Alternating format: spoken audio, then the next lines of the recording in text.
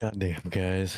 Goddamn. I mean, Oh god. man, that episode of Raw, bro, that might be an all-timer this year so far, bro. That shit, up, down, left, right, turn around, 360. That shit was ass, bro. That shit was. What did Jacob Fatu say tonight? That shit was ass. It was ass, bro. That whole show sucked. It was nothing but like 7 Bloodline segments, 3 fucking matches, and a bunch of nothing in between, bro. It was horrible, man. It was horrible. SmackDown sucks. Dynamite's the fucking same thing every week, man. They're in a rough spot, bro. We are in a rough spot with weekly wrestling television, man. It's everything so rough, man. Ah, man. Ah, goodness sake. You know, oh man, yeah, this is gonna be rough. This is gonna be rough without any basketball, bro. This is gonna be very rough without any basketball, man. I, you know, um, yeah, Monday Night Raw tonight. Not really the most flattering show on the planet. To be quite honest with you guys, not really. Again, not really a very flattering show whatsoever. And then, uh, yeah, again, just questionable decisions of the whole night. And Sir K, you sent me a text, and it genuinely, I'm not even just saying this because you texted it to me. It genuinely perfectly encapsulated how I felt about the night.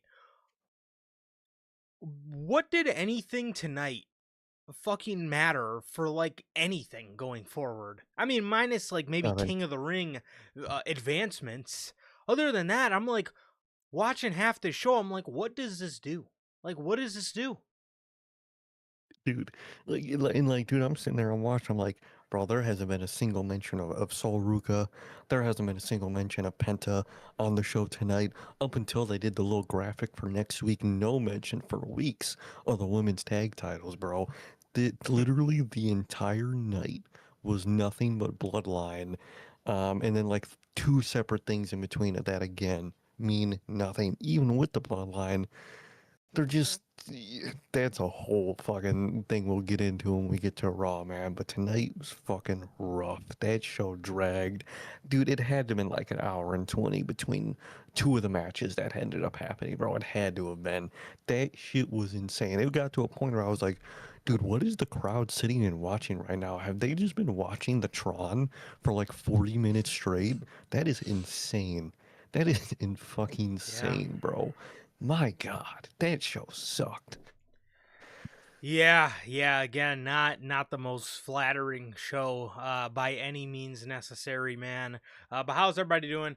Thank you guys for joining us for another edition of Unscripted. This is episode 304 of Unscripted. If this is your first time watching, guys, do know how the show works. Every Monday after Raw, we're on here with Unscripted, and every Friday at 3 p.m. Central, we are on here with the news, man. Well, temporarily, 12 p.m. Central. Although we may have to make minor adjustments. May have to be maybe about an hour earlier. Just All right. based on my drive. I forgot to talk to you about that, but we'll stamp things down as the closer we get to Friday. But there is a You know chance. my There answer is is gonna be yes, bro. there It's there cool. there is a chance for that.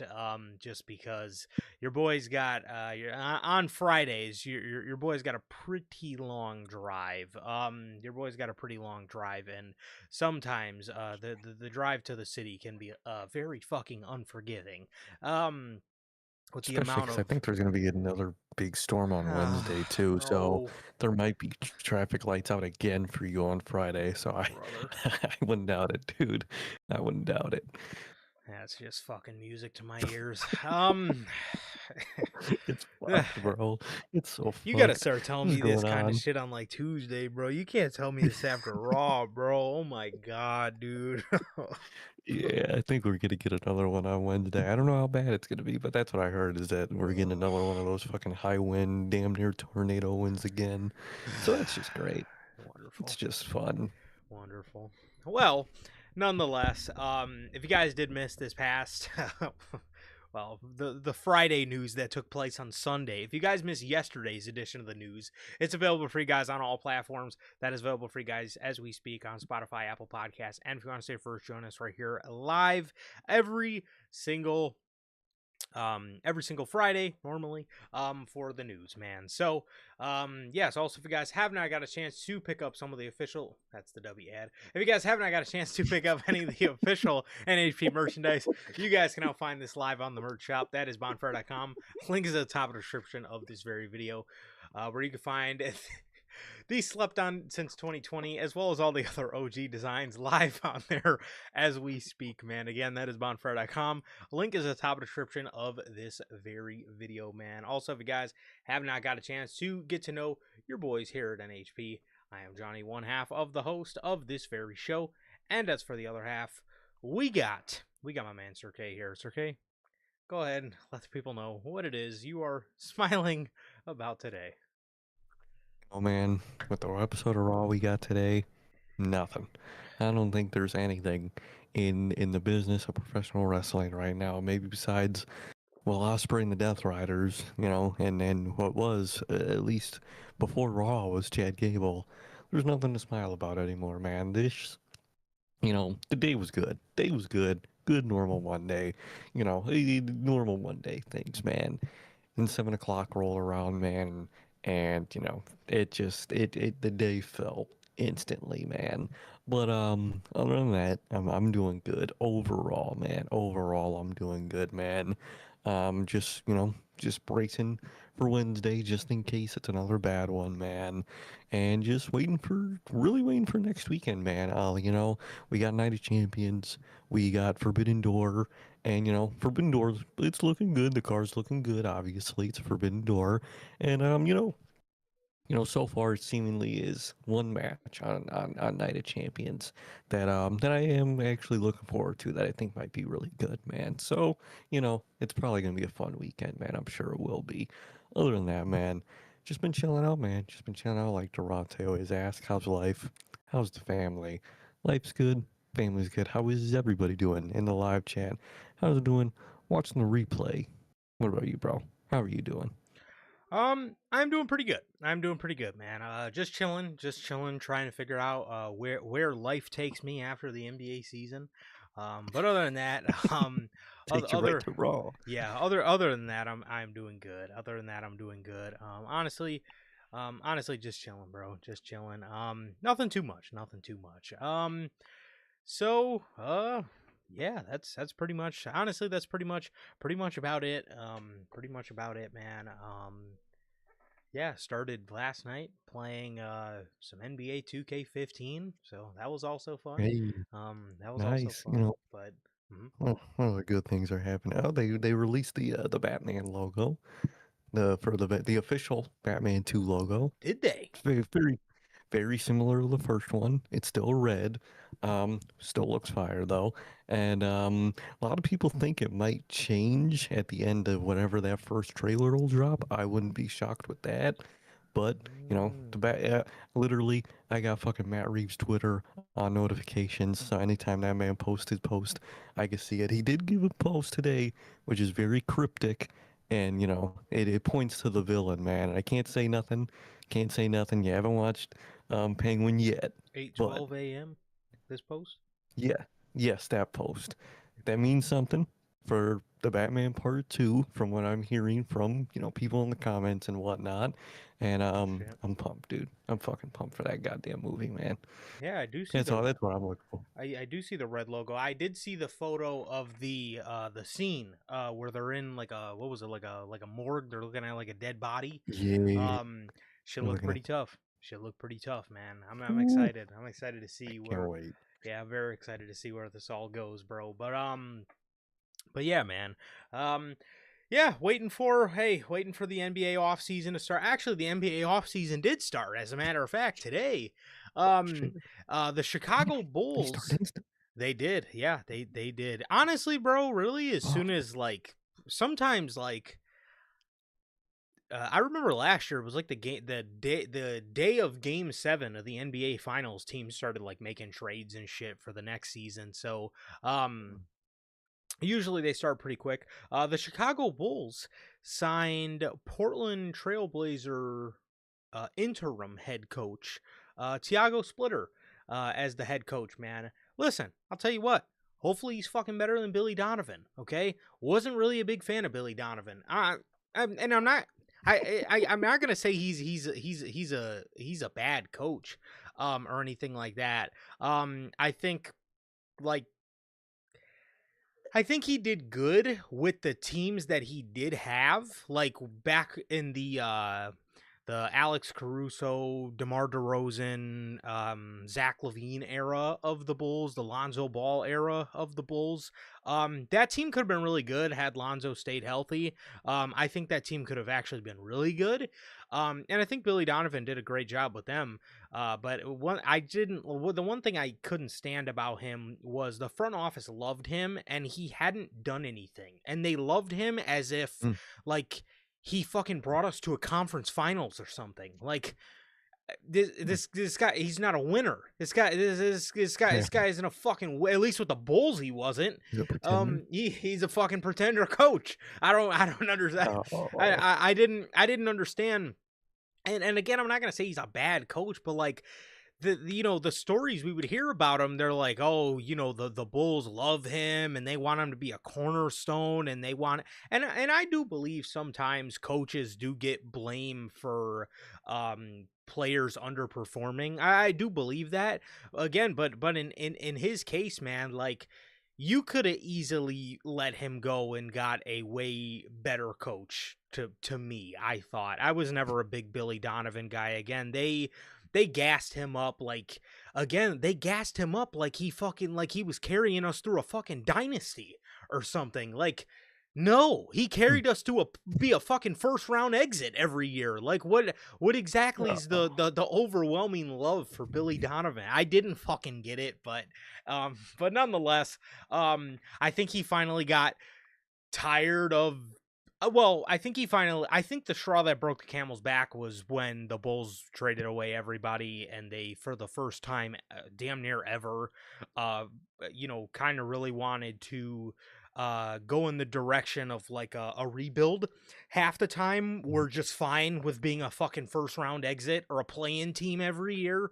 But they actually wanted to commit to being to a rebuild, which I think was the best thing. They obviously have Josh Giddey and they have Matas Buzelis, who are good building pieces, I think, for them. And I think Tiago Splitter, again, he did very good with the Portland Trailblazers. He did very good with them. They're a young team. He brought them to the playoffs this year. Obviously, they went out in the first round, but for the first time in years, the Blazers, since Dame left, I believe, was the first time in years the Blazers made the playoffs. And he carried a very young team to the playoffs. And again, he carried not just a young team, but he carried a team that I don't think a lot of people thought would be a playoff team to the playoffs. I think Tiago Splitter is a good choice. I'm excited to see what he does for the Bulls. Hopefully, he could fucking he could bring it back to something of what it was. But yeah, so that's how I'm feeling about it. That's how I'm feeling about it, man. I like the move. I like the move, and I'm excited to see what else goes on, man. So there you go. That's good. Also, De'Aaron Fox and his wife apparently have unfollowed the San Antonio Spurs on Instagram. So sorry, Damn. buddy. If Deuces. yeah, goodbye. I don't know. I don't know where that's gonna go. Honestly, if I was San Antonio, I would trade his ass away. I obviously said it yesterday. Oh. I would trade him away. I would trade Keldon Johnson away. Get the most for those guys and get depth. Get depth because next year, if the Thunder have a healthy Shea and a healthy Chet and a healthy J Dub, it's going to be very tough to get past them again if you don't have depth. And your sixth man of the year showed that he fucking sucks in the playoffs. So hopefully they could trade those guys away for some depth. But I was very happy to hear that. I was very happy to hear that. Speaking of the Bulls, De'Aaron Fox actually would be a decent fit, I think, for Chicago. Obviously, we need a point guard. We need a fucking point guard. And De'Aaron Fox, at least to me, I think De'Aaron Fox is the scoring point guard. I think the role they wanted him to play in San Antonio didn't fit. I don't think he's a pass first type of point guard. So I actually, again, if I was them, I would definitely look. I don't know who the fuck the Bulls could give them. They don't really fucking have anybody because minus a couple people. But I think the Bulls actually, and the Bulls have the money to pick up his contract, so I think that would be actually a pretty good fit for him. So hopefully it'll be better than what was going on in San Antonio towards the end there. But yeah, I don't know, man. I don't know. We'll see. But I'm excited about the NBA offseason, as you can tell by my excitement, and it's going to deflate right now. Because we have. Oh wow! I didn't realize this is the wow. Okay, I thought I could reuse the summer blockbuster logo, but they actually fucking put Portland, Oregon in the logo. So we're gonna rock out, I guess, with the fucking old one. We're gonna rock out with the old one, even though this summer blockbuster was not in Portland, Oregon. It was, I completely forgot that was in there. It was in Cincinnati, Ohio. It was in Cincinnati, Ohio. This was your summer blockbuster, and from the looks of it, it was not a blockbuster. It was not a blockbuster, man. That was kind of a movie flop. If we're talking about the actual status of this episode of Dynamite, man. Yeah, it was. It absolutely was. So the show opened up with a Jericho promo. That's how you know things are doomed. So you know it's gonna be a rough start, dude. Jericho had a promo that was interrupted by Tommaso Ciampa. Jericho then started calling Tommaso Ciampa Tommy. Tommaso Ciampa was getting very animated with his reactions to this promo. He was very upset. He's saying, "Don't call me Tommy," and Jericho keeps calling him Tommy. He's, "Don't call me Tommy. Not even my mother calls me Tommy." So then Jericho starts saying, "Are you talking about Tommy's mommy?"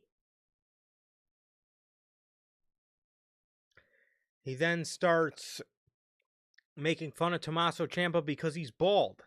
And he's saying things under his breath. He was doing the same thing to Ricochet.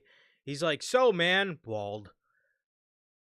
Why, yada, yada, yada, bald head." Like, you know what I'm talking about. He ever since he's came back, he's done that. It's not funny. It's not funny. It's not, okay? dude. Sorry. It's not. So, he's saying stuff under his breath, and then these two eventually start brawling. And that was the fucking open to AEW Dynamite. I hope... Now, I'm sure some of you guys do understand. But for those of you who don't, I hope you guys start to understand what we mean when we say, like, this is a Jericho segment. Like, you know him when you see him. You know what I mean? Like, again, it's like, you never know what they're going to be, so you can't necessarily always explain them. But when you see you just know. You just know a Jericho segment. I can give examples for this one. Jericho, he'll always like say things that like he thinks is funny, and B, something that like the crowd can chant. You know what I mean? Yeah. And then like, but in his mind, he thinks like that this shit is like fucking great, even though like the crowd just, again, it's like, it's just one of those cheap crowd chants. Like, remember when The Rock had people chanting STD at Baron Corbin? Like, he has people chanting Tommy Mommy at Tommaso Ciampa. Like, that's, again, he always does those type of things. And then another way you can always tell a Jericho segment, by the animated cartoon ass reactions that, you know, the heel gives when he's, baking them, or whatever you can call it. It's the same thing every like it's not the same thing, but it like you said, dude, you described it perfectly. Like you know a Jericho segment when you see one, man, and that was the definition, man. I don't know if he, thought he was working with Tommaso Ciampa or a Vince-led Kevin Owens. I don't know who he thought he wanted to work with because it literally felt like just they had Ciampa act like the Vince-led Kevin Owens of just overreacting to stuff for no reason and just getting mad and all the animated movements and reactions. And I'm like, dude, I don't want this for Ciampa, bro. This is not what Ciampa came here to do. Yeah. What he came here to do was be badass and put on badass matches, which he was doing. Then you put him in the Jericho Vortex, and this is why people call it the Jericho Vortex, man, because you get ripped doing what you were doing, which was just doing good on the roster, being steady in that mid card. You get ripped from it like a tornado, and just sucked into this fucking vortex of just goofy, over animated ass segments, man, and that's what this was. It was the start to Dynamite. They were off to a fucking rough start with that one. The segment sucked. I'm already sick of Jericho, man.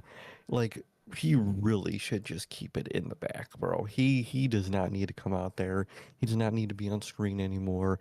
He's just not. He's just not given that he can just go anymore creatively. He's just not, man. Yeah, I completely agree with you, man. I completely agree with you there, bro. Yeah, again, I'm sitting in the same boat with you, dude. I already just feel utterly tired of Chris Jericho. And again, it was one thing. It was one thing when it was one thing when it was a guy like Ricochet who was trapped in this never ending vortex, bro. But again, to see a guy like Tommaso Ciampa in it, again doing this just fucking doing this knee slapper comedy that Mhm. Jericho, I'm assuming he thinks this shit's hard as fuck.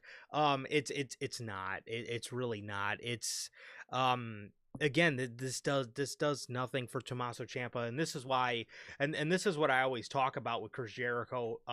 When I say, he likes to think that he likes to think that like people on the roster benefit from working with him. But 9 times out of 10, when they're working with him, like this is the stuff they're doing, and like, does this really help them? I personally, I think not.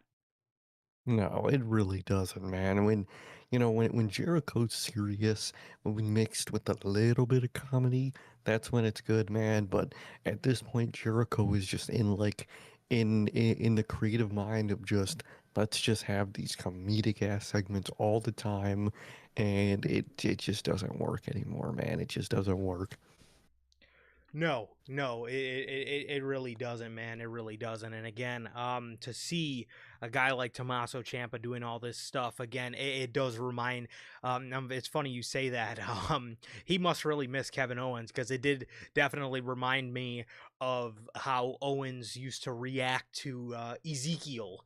If you guys Hmm. remember the way he would overly react, or do you one better? It kind of reminds me of Tommaso Ciampa reacting to the "Don't call me a jackass" stuff. He was, when he would get overly Probably mad thought. when people were calling him a jackass. And again, like, dude, you came here to get away from that kind of creative. It's like that's my stance on it, man.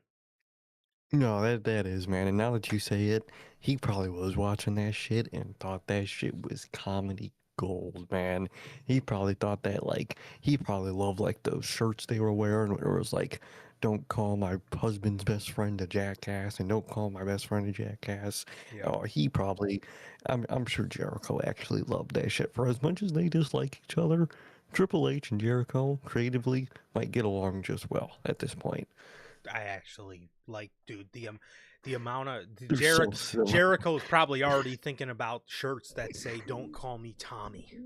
Um, Exactly. you know what I mean? Jericho would be feeding Triple H shit. Triple H would love him, dude. He'd be like, dude, this is This awesome. is We got to fucking put it on a hilarious. shirt. This is great. Oh my god, we get the fucking biggest like Joe Henry program with fucking Jericho Oh, and you shit. know we Cause, would, bro. 'cause, you know he does the whole singing thing, and Jericho has Fozzy, and Yes. oh man, I know that would be a whole thing. He genuinely, he Yeah. really should have went back to WWE, bro. He really should have. Yeah, 100%. 100%. The thing about I really think had WWE let him like do outside projects, I think he would have He would have went 100% over went there. back. I 100%. feel it. John Moxley versus Shane Taylor for the Continental Championship. This What match, bro. in the world has Shane Taylor done to get a Continental title match? I Can I say something for these fans, man? Mm-hmm. Yeah, I don't understand any interest in Shane Taylor. That was one of the worst fucking matchups. That was one of just the slowest, just generic big guy moveset I've ever seen in my life. You're That not a shit. you're not a ST guy. First of all, the whole group is just stupid. Shane Taylor promotions suck. Anyone good in that group is trapped in that group, and dude, he I don't think there sucks, is a good dude. one in the group. Damn. Well, I don't think Shane anybody's Taylor trapped. sucks, dude. Yeah. He's Yeah, yeah. You know, he's been around AEW for many years, and I still have yet to like see anything that I'm impressed with. Um, you know, we seen a Shane Taylor match live at All Out a couple years ago. It was against Samoa Joe for the TNT title, I think it was. Again, just unimpressive. I don't really understand like what. I don't really understand like his character. I don't really understand like the in-ring style. I just again none of it jives with me, at least none of it. Mm-mm. Same. Um He really doesn't bring anything special or like something you really want to watch to the table, man. yeah. He's not like bad in the ring. He's just so generic, and it kind of is bad, if that makes sense, man. Oh, 100%. I just don't care for him. I know, man. I was just sitting in there watching it. I was like, bro, this is just, what is this? What is this match?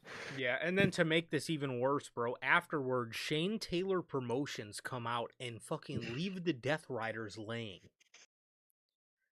The Death Riders, the A group death that ride. terrorized this company for the better part of a year last year, is laid out by Shane Taylor Promotions. An ROH jobber group they got laid out by. That's horrible, bro. Stop using these guys. They suck, dude. I would. You want to save money, TK, bro? You got your money saved right there, bro. Just drop them.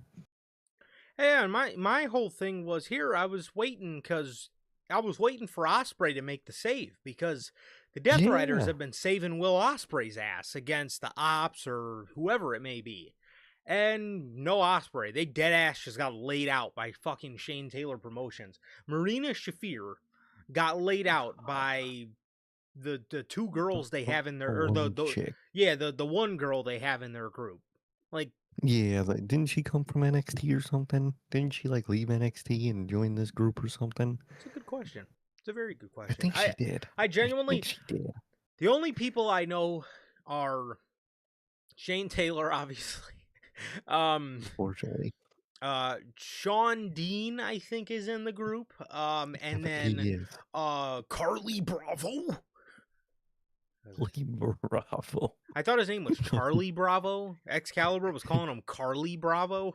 Unless Excalibur was fucking up and calling him Carly, I I wouldn't guess doubt it. I guess Carly is his name. That's a So fun name, I guess. yeah, yeah. Carly. Hi, Carly. So yeah, right. That was that was that.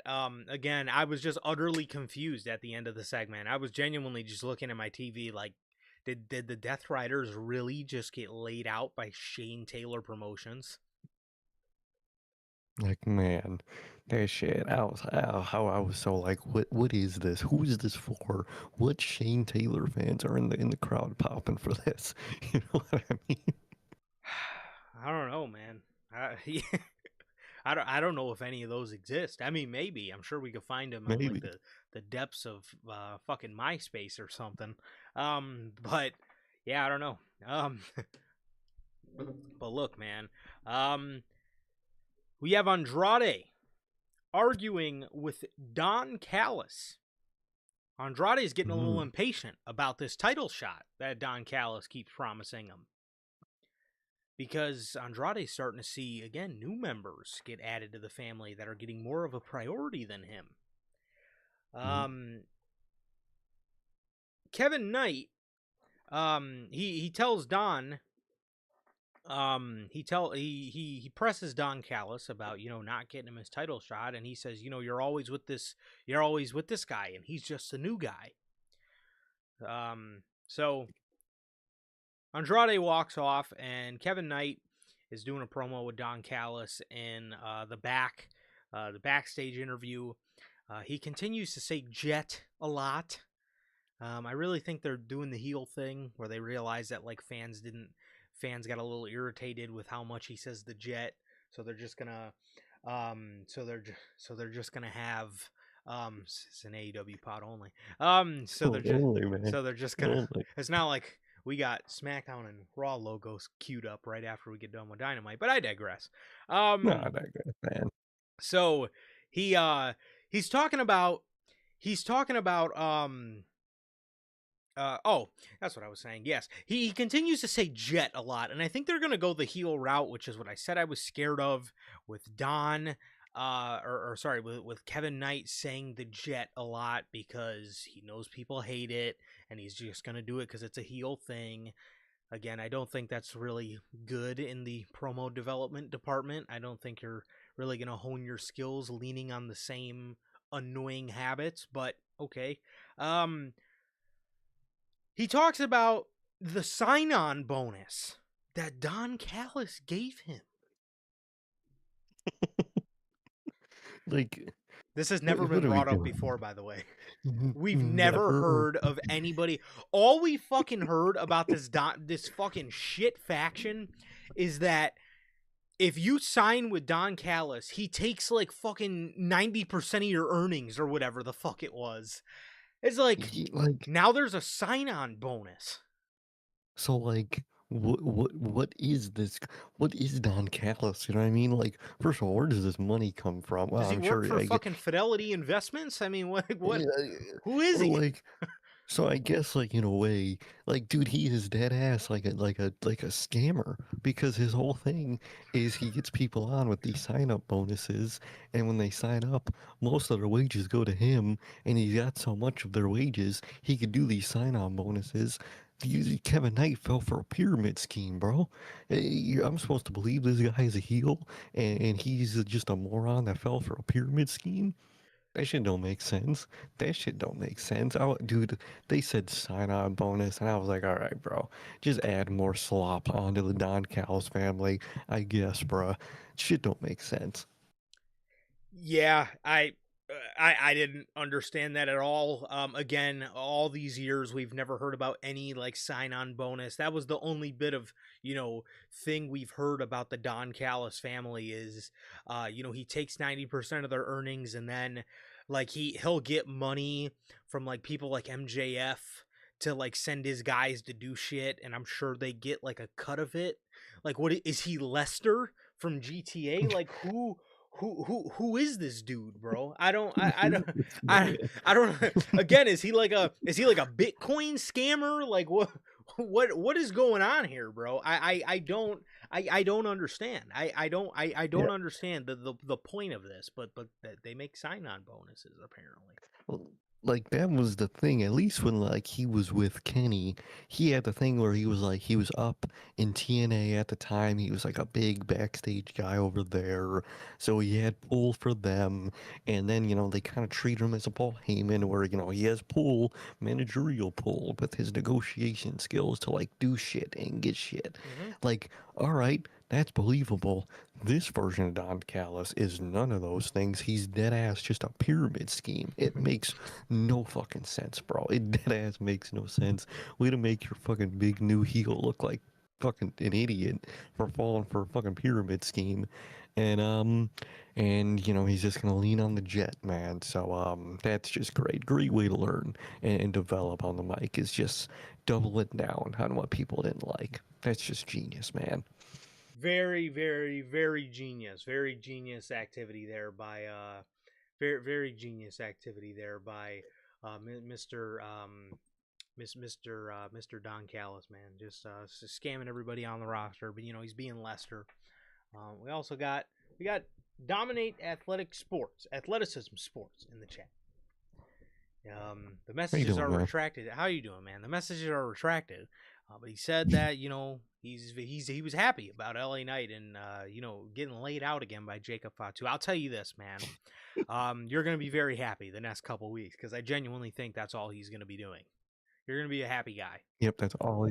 Yeah. It's all he's gonna be doing until SummerSlam when we get the J match, and then you get to watch SummerSlam to watch him get laid out again by Jey Uso in a singles capacity, man. So I know you're Triple H in a burner account. I know that's a Triple H fucking comment right there, man. But it's okay, Trips. We know it's you. Yeah. Come on, Paul. We know it's you, bro. We know it's you, Paul. But carrying on with our AEW only podcast, Darby Allin then attacks Kevin Knight and retreats. So we got the return of Darby Allin, and I'm sure this is going to be the Forbidden Door match, unless I'm sure Darby will probably end up being in this little cage thing, but we'll get to it in a second. But Darby Allin is back, and he's in the fold with Kevin Knight now, so I'm sure we know where he's gonna end up landing. But speaking of the chat, we got my boy Jeff here, bro. What's up, Jeff? How are you, man? How you doing, man? How you been? Yes, sir. Thank you for joining us, man. So yeah. Well, speaking about the cage, the next thing we have is Mark Briscoe defeating Pac. What a night for the fucking Death Riders, man. What the fuck? What? The one time this dude wins, it's against the Death Riders for no reason.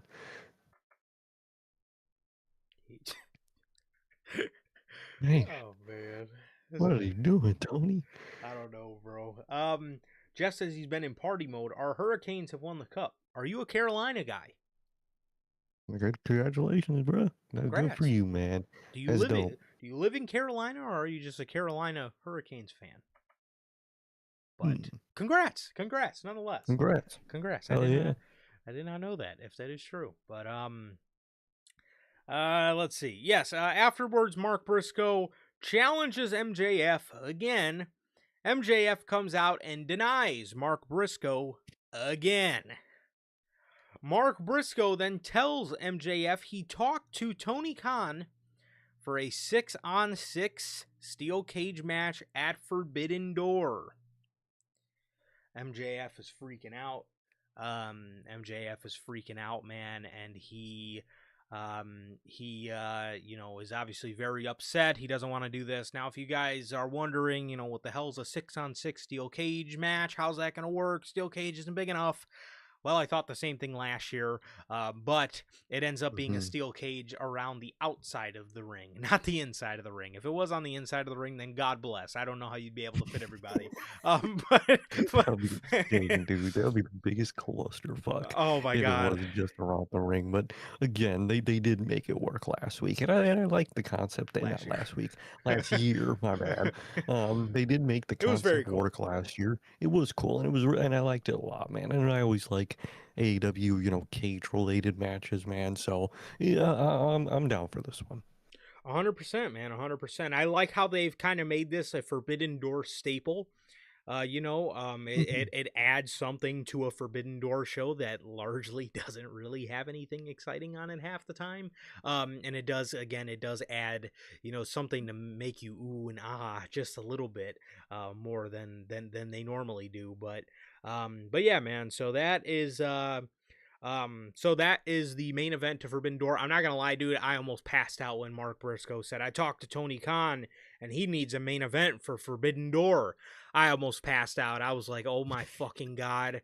We're going to have to watch Mark Briscoe and MJF again in the fucking main event of a fucking pay-per-view this time. But thankfully it Forbidden ended up Door. being the 6-on-6. Now, unfortunately, for the bad news, what this means is it's going to be MJF and the Don Callis family probably versus Yep. Mark Briscoe and the fucking conglomeration. So that's That, more than likely going to be your Forbidden Door main event. 100%. Because I saw people on Twitter were like, "Oh man, what team is MJF gonna get?" I don't know. I'm like, bro, the two main Don Callis members want to face MJF for that title, so he's gonna go to Don and say, "Hey, I'll give them this a world title match if y'all help me in this steel cage match." That's exactly what he's gonna say, and they're gonna help him. And and then after that match and after Forbidden Door, Kevin Knight and Andrade are still going to argue about who gets the match first, or whoever gets their match announced first. The other one's going to be pissed, and we already know how it's going to go, man. I think it was very obvious who MJF is going to team with, and like you said, unfortunately, I think we know who Mark Briscoe is gonna conglomerate with for this match, man. It's gonna be the conglomeration. Maybe they can get Ishii, man. Maybe they get him back. Tomohiro Ishii. Or is he injured?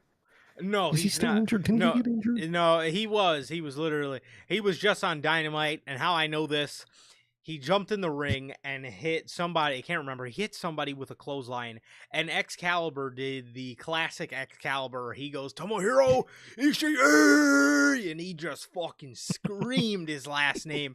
And I just remember, and I remember it was this past Wednesday, because I was flipping channels between the finals and Dynamite, and I literally came back to Dynamite.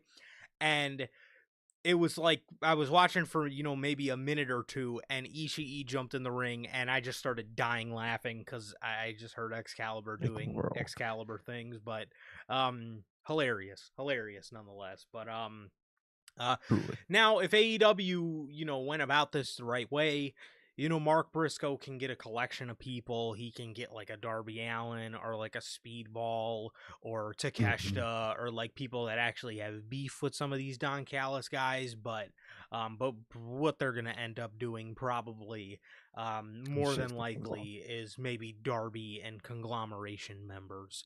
I could see So that. yeah, because I guess Darby, could be considered a conglomeration member because a couple years ago, him and Orange Cassidy were on a white hot tag team run. You remember that? God, I do fucking remember that, dude. That's when they fucking put Orange Cassidy with everybody in a fucking Literally. tag setting, dude. That shit was miserable, man.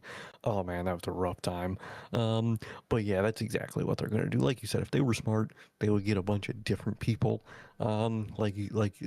different enemies of each person in the Don Callis family. They're not gonna do that. They're really not. And it's just going to be conglomeration with Darby Allin versus the Don Callis family with MJF. So that's just great. Yeah. Which new match is going to be fun. It's going to be good, but like it could always be better. Yes. MJF. Then we go to a segment in the back where MJF pays Don Callis a briefcase of money for 5 of his guys.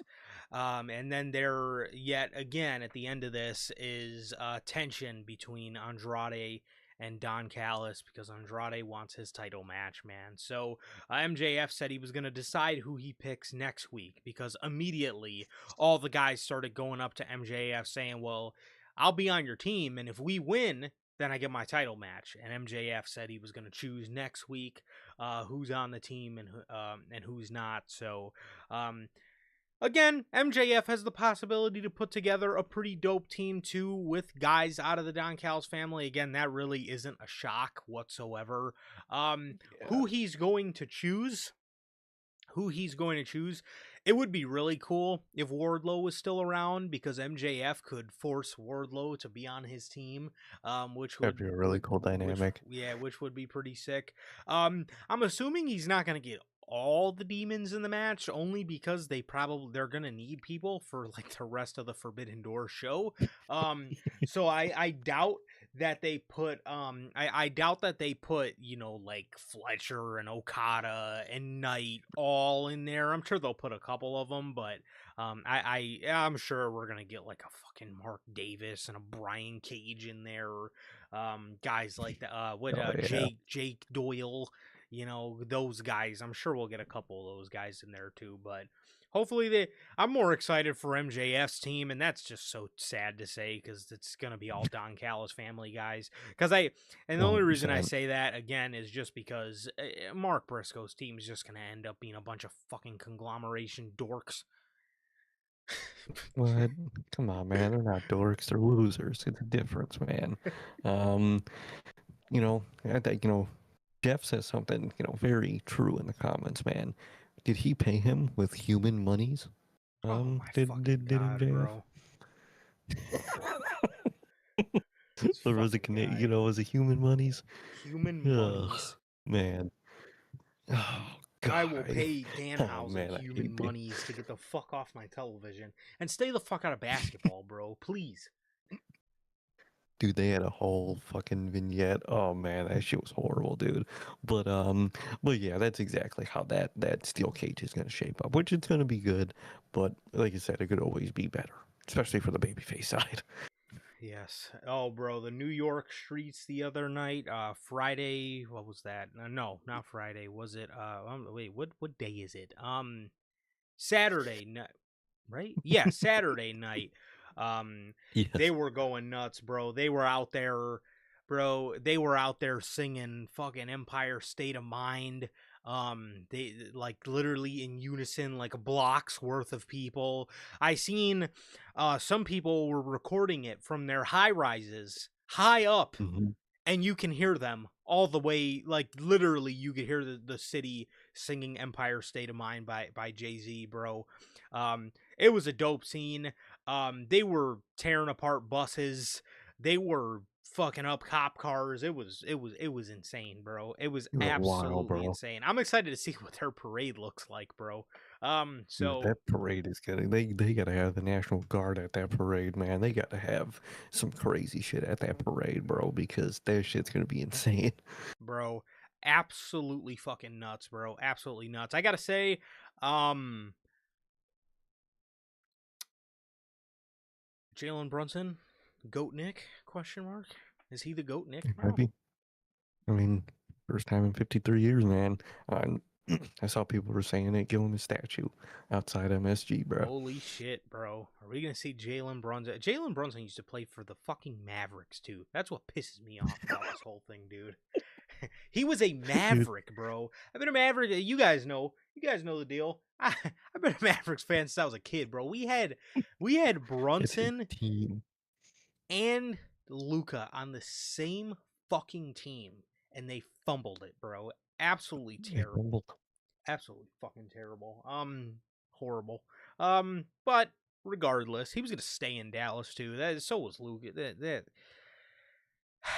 Nico Harrison, bro. It's always a bad. Nico Harrison. Oh yeah, it's a different can of worms for this man. Yeah. Horrible. Fucking horrible. One of the most misman. Never mind. Andrade. Speaking of Andrade, he had a one-on-one match with Orange Cassidy. What a match, Ugh, man. dude. Summer blockbuster, man. How do last year's was really good from what I remember, man. Yeah, it had a And this Osprey year's, and man, Swerve on it. I remember that. yeah, Yeah, yeah, yeah. it was a good show, man. And this one, they put on like the worst possible in-ring matchups you could put on an AEW, bro. You put Moxley versus Shane Taylor, Andrade versus Orange Cassidy. It was like, dude, what are these matches? This is supposed to be AEW, bro. You're Tony Khan, and this is the fucking lineup you got for this? Come on, bro. Bro, last year we had Tekla versus Queen Aminata. We had the Don Callis family and Hechicero versus the the It wasn't as good as I remember. versus the Paradon You know, A Paradon. Who the fuck is can't remember Paradon? who that was. Who did we call the Paradon, bro? Oh, who was that? Who was the Paradon? Oh my god. We had Bandito versus the Beast Morton. We had Mark Oh yeah, Briscoe, ECE, and Willow Nightingale versus Maximum Male Models. you know, I retract the statement we I said had about last year's blockbuster. we had Carlos Cabrera on the show. Yep, Huh? goat. All Yeah. right, they got something there. We had AEW revealing the Unified Championship. That meant nothing. we had we had Adam Page on the show. He was What could he do? he was this is the episode where the Death Riders tied him up. Remember, and they were beating the shit out of him. It was a dope segment. I remember that. Wow, a year later, it's still the Death Riders. Best part of the show. The Hurt Syndicate defeated some luchadors, and they demasked Masquerada Dorada. Mystico defeated Blake Christian. Kyle Fletcher defeated Anthony Bowens. And we had What is this card? What was that card? and we had Swerve Strickland versus Will Ospreay. It sounds funny on paper, but I do actually remember this show being a good show. It was. The Hurt Syndicate looked good. We had the nice Adam Page segment. Swerve and Ospreay was very good. Despite what I read off on paper, most of the things on the show were pretty good. I was gonna say that was the time when they like really first were getting into that WWE and AAA stuff. So fucking AEW just kept fucking CMLL guys on television all the time. I do remember that at this point now. Yeah, no, 100%. But yes, Jeff. Yeah, we really did lose both of them, man. We really did lose both of them. Absolutely atrocious. But yes, very happy for New York, man. They have been drought. 53-year drought is the right word. But yes, very happy for him. And yes, Nico Harrison was a fucking absolutely horrible GM, bro. So, Andrade defeated Orange Cassidy, and afterwards he asks, "How you know?" I'm kind of fucking with the catchphrase, bro. How you know? I fucking love Andrade, dude, because he's so unapologetic of just let me just do something to try to just get over and make money or whatever and just do this. But he's fucking hilarious. He's blocking Aleister Black. He's fucking creating his own catchphrase. He's actually hilarious. How'd you know? Like, I kind of fuck with it, bro. I kind of fuck with it. See, this is the kind of catchphrases we need to be coming up with, bro. How and for those of you who need context, bro, he's asking MJF, how you know you're better than a real Latino man, bro? How the fuck actually, you know? Man, how you know? Come fuck on, bro. One, I'm fucking with the catchphrase, bro. How you know? How you know? He cracks me up, man. But he begs the question again. How you know? And he drops the mic and he dead ass just leaves. That was dead ass all he said. He just said how you know, and that was it. And the crowd loves it too, bro. They were chanting how you know. You gotta love it, bro. It's over, bro. It's over. He hard launched his fucking catchphrase and shit's working, bro. It's working already. Let's go. Yeet ain't got nothing on how you know.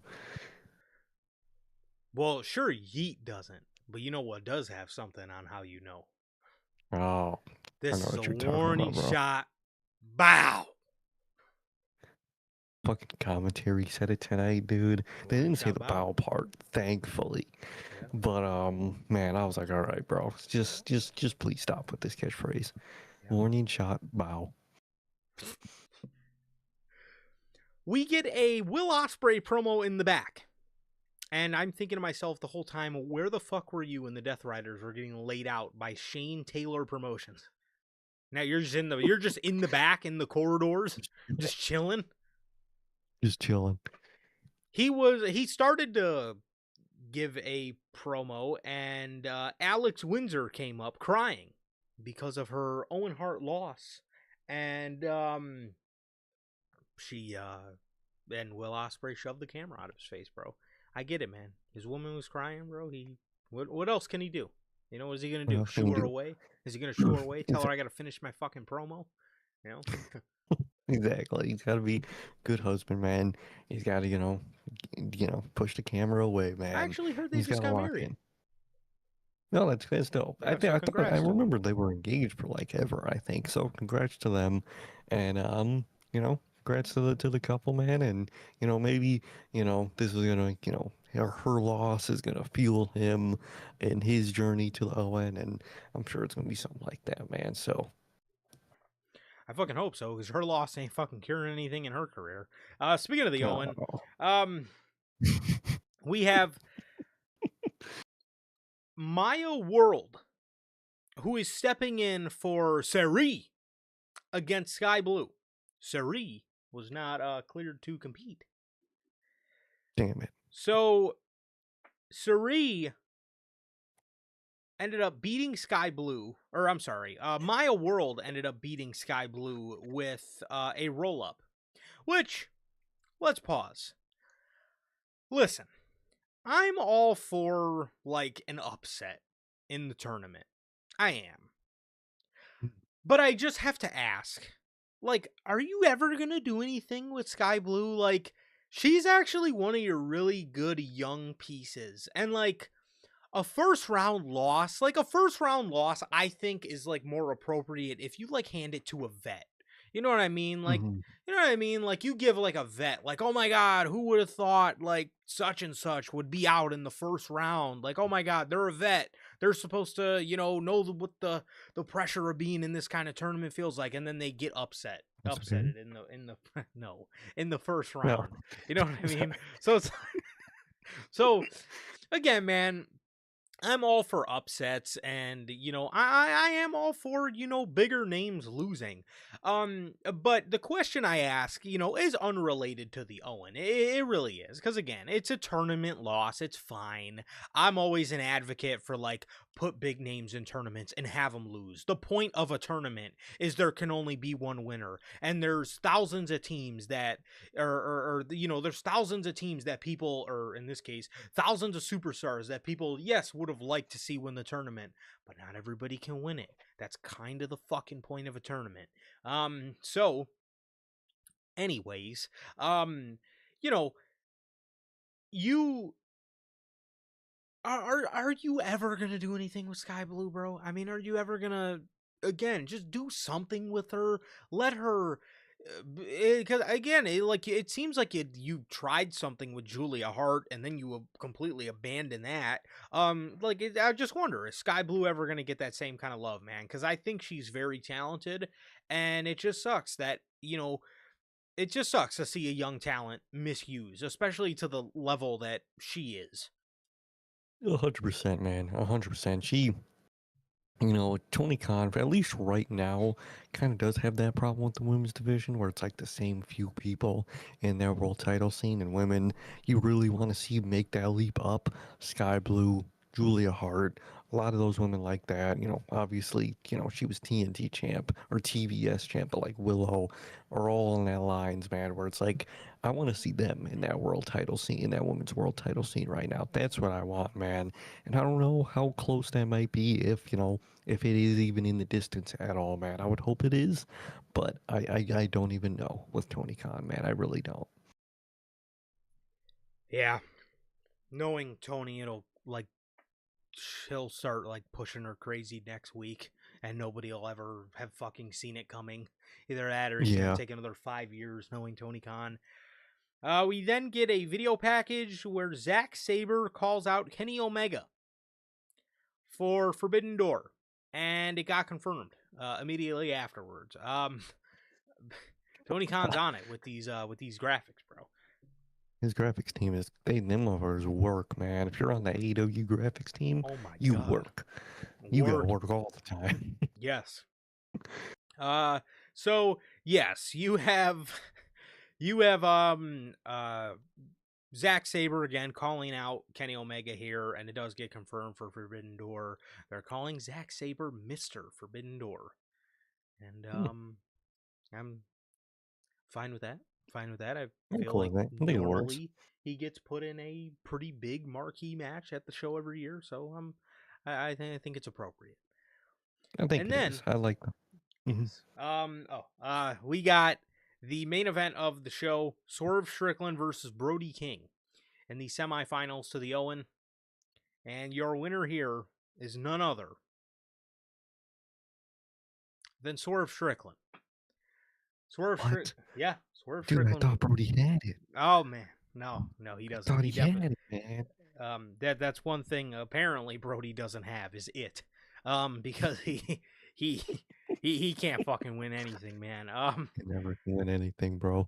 Yeah, so it is confirmed for Forbidden Door, Swerve Strickland versus Will Ospreay. The winner goes on to the winner goes on to the main event of All In. Wins the Owen, man. So Swerve Strickland wins this match here, secures the victory, and yeah, he is got a date with Will Ospreay in about 2 weeks here at Forbidden Door. So there you go. Exactly, man. Exactly. So, Forbidden Door's looking up. It's shaping up to be, very good. Obviously, for many of the decisions, what we thought. We knew it was going to be Swerve and Osprey. That was a very obvious one from this bracket for the Owen this year, man. So it's going to be a good match. I'm sure Will is going to win and go on to, face for the title, whoever it may be, whether MJF, whether Kenny.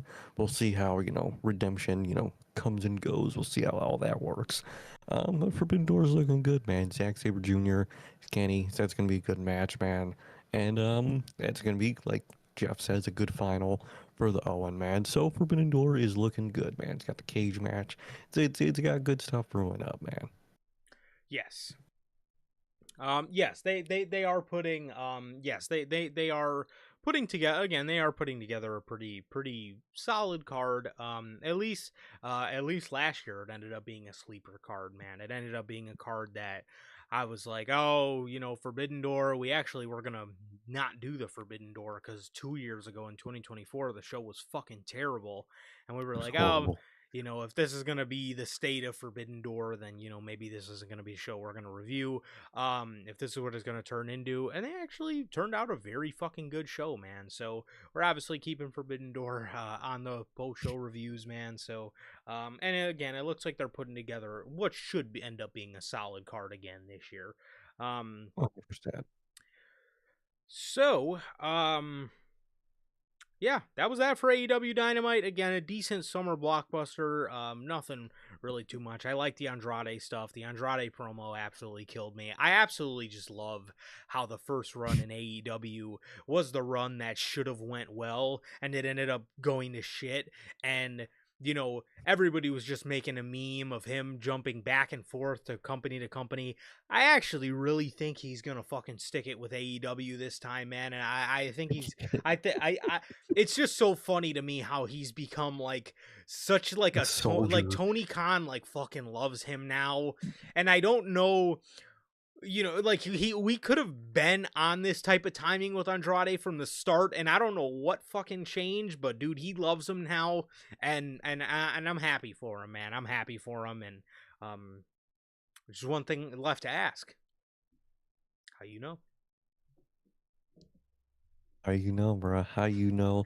Goated fucking catchphrase, How you dude. know, bro? And like you said, dude, Andrade is just a funny guy, man. He was bouncing around from fucking company to company, and he's back at AEW, and things seemingly worked out, man. Apparently, Tony Khan loves him. He's becoming a Tony Khan soldier, man. And I will say that does actually reward you in AEW, man, being a Tony Khan soldier, man. Yeah. So, well, unless you're Ethan Page and Ricky Starks, it just didn't Yeah. work for those two for some reason. But other than that, it's gonna work for you.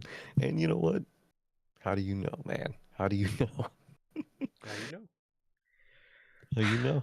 Moving on to the worst fucking show ever created, but before we get to that, we do have a word from our sponsor here at NHP. We got a word from W, man. W is an energy drink loaded with vitamins and nootropics formulated to improve focus without getting the jitters. W is a clean formula sugar-free, 0-calorie free from fillers and artificial colorings with 150 milligrams of caffeine per serving. You can get your W products today with the link below and code NHP at checkout to save yourselves 10% on your next W purchase.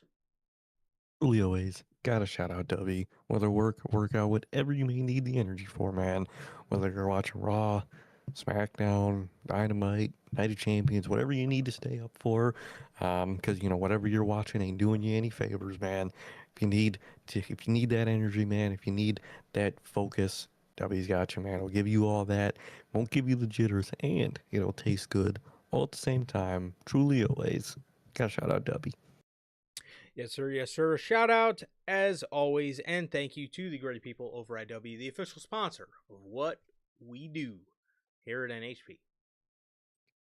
We do Oh my god, this fucking show. this show. Yeah, The show opens up with promo with Sami Zayn and Cody Rhodes. These guys are angry at one another for I don't really know why. Sami Zayn's trying to tell Cody Rhodes he's the problem. I agree with Sami Zayn. I do. Cody Rhodes is, he's telling Sami Zayn that, he's not the same Sami Zayn that we all fell in love with. He's a whiner, and that's the reason why the fans chant Sammy Thuckth. Again, a bunch of ridiculousness. A bunch of a bunch of absolute ridiculousness, bro. We got Sammy told Cody, I was happy for you at WrestleMania 40, and out of anybody, I should have been the guy with the most sour grapes. I'm thinking to myself, yeah, you should have. Yeah, you fucking should have had sour grapes because it should have been you the year prior. But I fucking digress. Could you imagine? The night before. Could you imagine that moment, man, at WrestleMania 39, bro? Could you imagine the fucking pop if Sami Zayn defeated Roman Reigns? Imagine he failed at Elimination Chamber and he got another shot at Mania, and oh my god, dude. Oh man. I'll always say, bro, it should have been Sammy to take down Roman, dude. It always should have been. From the story that ended up just naturally culminating, man, should always been Sammy, man. And now we got, Ultimate Warrior incarnate on this show, opening SmackDown, and hitting his pyro and doing his Cody Chad shtick, man. And Sami Zayn whines, man. That's why the fans chant he thucks. I can't with Cody anymore. That dude is just a fucking ball of plain rice. You don't want it. It sucks, dude. He sucks. Absolutely terrible. Absolutely terrible. And yes, I'm going to die right on that hill with you, bro. I think at WrestleMania 39, I think Sammy should have lost at Elimination Chamber and got another match at WrestleMania. I only say that, and I know a lot of people will be like, why would you do the rematch back to back? You can't take that Elimination Chamber atmosphere out of there. You know what I mean? You got to keep that in there. You gotta keep that. Yeah, you got to keep that in there. I would keep that in the annals of WWE history, and then I would move on Sami Zayn to WrestleMania 39, and I would have fucking had him. I would have had him beat Roman Reigns on night 1 and have Cody Rhodes beat him on night 2. Because bro, Sami Zayn beating Roman Reigns for the Universal Championship, which would have ended up turning into Sammy being the first World Heavyweight Champion. Oh my god. That fucking pop, dude, would have been fucking nuts, man. But now then they you could ended have up done doing KO and Sammy. Man. Dude. Jeez. How to drop the ball 101. Anyways. Yeah. So he called him a whiner, and, Cody said, let's stop acting like there's a problem between us other than anything but this. And he holds up the world championship, and he tells Sami Zayn, you're never going to get it. You're never going to get the world title. So Sami Zayn slaps Cody Rhodes. He then tries apologizing to Cody. Cody fucking slaps him back, and then he's asking Sami, are we good now? Sammy then gets out of the ring. He then starts lashing out, grabs a fucking chair, runs at Cody Rhodes, but then he just throws the chair away. So where am I going with this? Where am I going with this, you may ask? Because I was just thinking, like, this What is are we how doing? this is how it looked when me and my sister used to fucking fight, and both of us wanted to get the last hit when we were fucking little Yeah. children. You know what I mean? So I'm like watching these two, horse around on doing fucking 10 sets of tomfoolery around the ring, and segment ends or whatever, and then we get this thing with Gunther gets to choose the stipulation with his match with Cody Rhodes. He chooses out of everything Gunther could have chose. He chooses a special guest referee match with Sami Zayn. A special guest referee match. Gunther. Mind you, the last time Gunther, Sammy, and Cody were all in the ring, it included Sami Zayn feeling bad for Cody Rhodes and breaking up the sleeper hold that Gunther had in on Cody Rhodes. How dumb does that make Gunther look? Because, sure, Sammy and Cody have a beef, but Sammy's also, his character at this point is in a state of unpredictability where, sure, he could very well want to cost Cody Rhodes the title or whatever he's feeling, or whatever. He could also be the reason Gunther loses the match. Why would you have the special guest referee be somebody so unpredictable and somebody whose character is in such a state of limbo in good guy or bad guy? Again, he's unpredictable. Why the fuck would you want him as your special guest referee? And Gunther is going to look 10 times as fucking stupid because he chose this match, and Sammy's going to be the one to end up costing Gunther the match because Gunther's probably going to get mouthy with Sami Zayn, and Sami Zayn's going to end up lashing out and ended up costing Gunther the match. How fucking stupid does that make Gunther look? It makes him look so stupid, man. And like Jeff says, you could have done an I Quit match. You could have also done, maybe, Gunther has been beating a lot of people, retiring a lot of people with his signature submission. So, might be, a good thing for him to pick a match, a submission match, because that's something he has an amazing track record with, man. It worked on John Cena. It worked on AJ Styles. It worked on Goldberg. It worked on all those guys. So why wouldn't it work on the WWE champion? But no, let me pick a special guest referee and then pick a man that not only doesn't like me from our history together, but also is kind of, in a limbo friendship with Cody Rhodes. Let me pick him. If Gunther was picking his boy Ludwig to fucking be the special guest referee, I'd be like, all right, that's your boy. He's going to help you win. This isn't the case. You're picking someone you never liked, cannot, in kayfabe, while you're facing someone that same person helped to win at WrestleMania before. What are you doing, bro? What are y'all doing with Gunther and what are y'all doing on SmackDown? They are so desperate to have Cody stay champion and win and win and win and win that they're going to make Gunther look like an idiot to do that, bro. That is insane. That is insane. That's wild to me, bro. It should have been an I Quit, a submission, anything but this, bro. Anything but this. This is horrible. 100%, 100%, man. It's insane to me. Gunther was one of these guys they always wanted to protect. He seemed like a Triple H guy. He seemed like a guy that they wanted to kind of keep away from Roman and Cody for the most part because they wanted to keep him protected. But if it's for Cody, they'll make him look like a fucking idiot, and he's gonna look like a fucking idiot on Friday. I can guarantee you that. 100%. And the worst part is, it's all to build up just a trios match with those, or just a three-way with those guys at Night of Champions. So why don't you just naturally just set up a three-way with those guys for Night of Champions? You're doing all this just for another title match. It makes no sense, dude. Yeah, horrible. What up, Tyler? How are you doing, bro? Thank you for joining us. How you do? How you doing, man?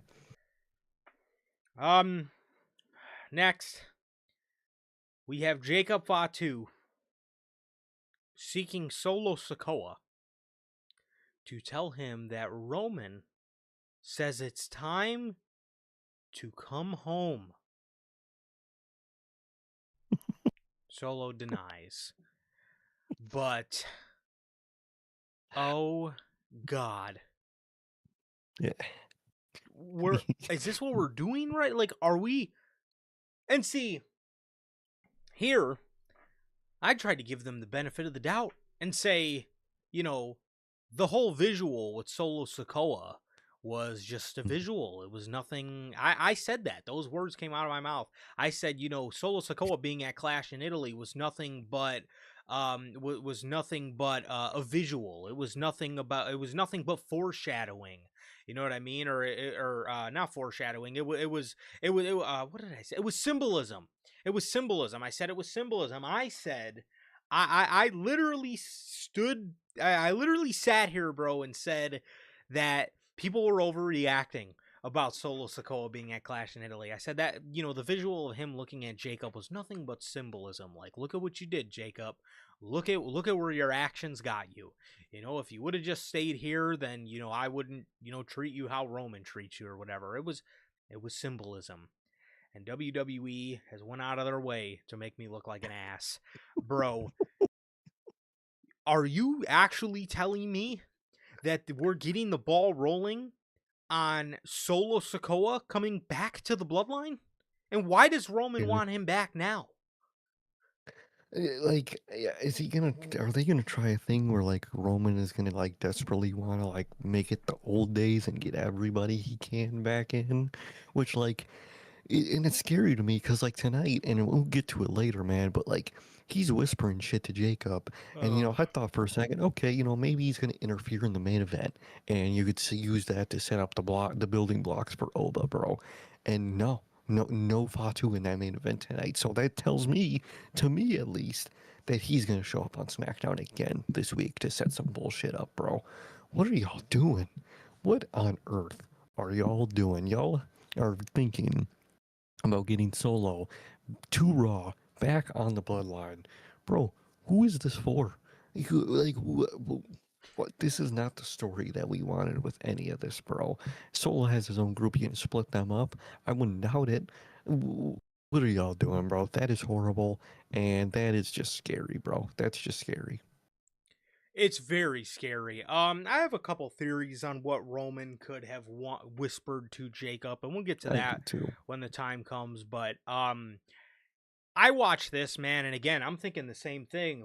Who is this for? Like, and again, are we gonna act like Solo doesn't have two other guys in the what's left of the MFTs in Tall and Small Tonga? So what's gonna happen to them? Like, are you gonna put them in there? Are you going to put them in that group too, or Tama Tonga seems like he's fine. He's completely fine, with making his tongue in cheek fucking 2013 Bullet Club references on SmackDown. We've seen a face off with him and with him and Finn Balor. You know what I mean? Are they gonna get Bullet Club back together? Meanwhile, we're gonna get the OG Bloodline versus OG Bullet Club. Is that what we're gonna do? I mean, like what? Again, man, is like, and then too with Solo, where is the progression? Where is the progression, bro? All Mhm. we've done with the only nuance we've had is Jacob being with Roman. That's it. And that's a good Mhm. pairing, but like if you look at everything else surrounding that, the Usos have completely went back on everything character-wise they've been through.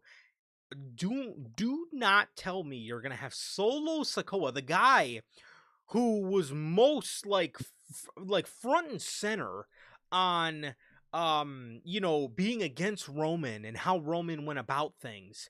He's gonna go back with him now? Come on, dog. It's That's the kind of shit where it's like you completely disconnect me from the story you're telling. 100%, man. And we'll have to see, how all this more plays out and how, like, more rotten it fucking gets, man.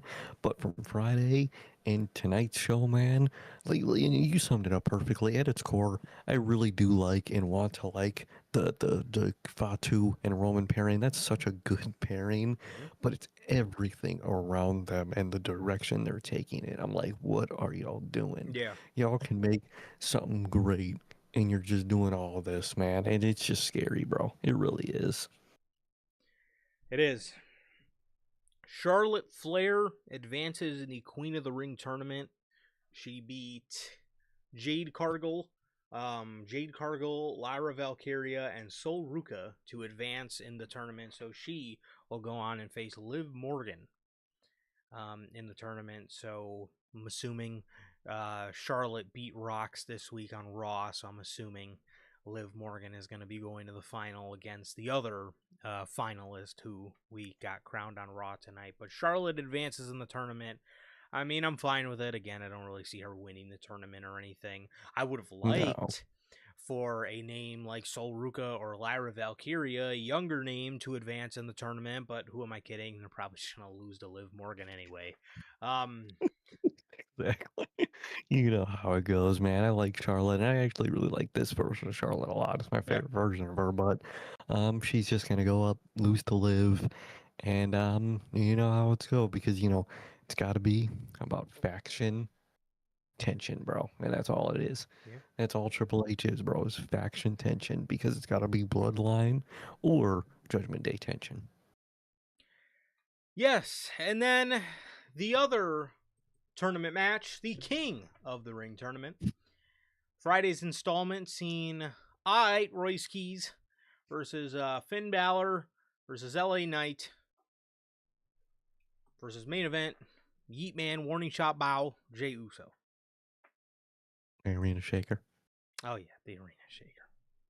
I actually kind of like that one. That's not in That's a the good in one. the That's group of. actually a good nickname. I wish they would have gave it to him when he was actually fucking shaking arenas, not making me shake my head. But now he's the head shaker. now, Damn, now, he really is the now, head shaker. He's the head scratcher now. That's what he yes, is. now Jey Uso went from being the arena shaker to the head shaker because every time he comes out, I'm just shaking my fucking head. Not the arena, but Jey Uso main event Yeet Man, Jey Uso, Warning Shot Bow, Jey Uso. Um, fucking advances in the tournament because Royce Keys hit the ultimate spine buster, or what they call the USB. The is USB is is is great. is he Lester too? Is he a hacker or something? The Dude, USB. the USB is fucking hell. Out of all things to abbreviate, you abbreviate that The into the U. First of all, why is it the ultimate spine buster? That is a horrible name in itself, and you're gonna make it even stupider by calling it the USB. He's a USB stick, bro. So is he USB or USB-C? What is he? I gotta know. is he USB A, USB C, USB B? You what What are you, bro? what is he a USB? Is he a USB drive? I mean, what what what the USB? Is he a hacker? Is he Shiloh Hill? Is he Mustafa Ali? Is he the SmackDown hacker now? The USB. He hits the I'd be the USB. SmackDown hacker the whole time. Oh my god. Yeah, maybe maybe he altered the He is system the to change USB his fucking cable. age. Maybe that's why. Maybe he Maybe. is the SmackDown hacker. He's fucking Oh, lying to WWE about his age, is that? bro. He fucked with the system. It's goaded.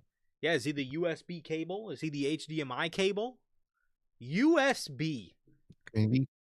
What an intimidating name for a spinebuster finisher. First of all, the ultimate spinebuster is absolutely one of the most horseshit names I've heard. That's what you could fucking come up with. That's The what. ultimate spine buster.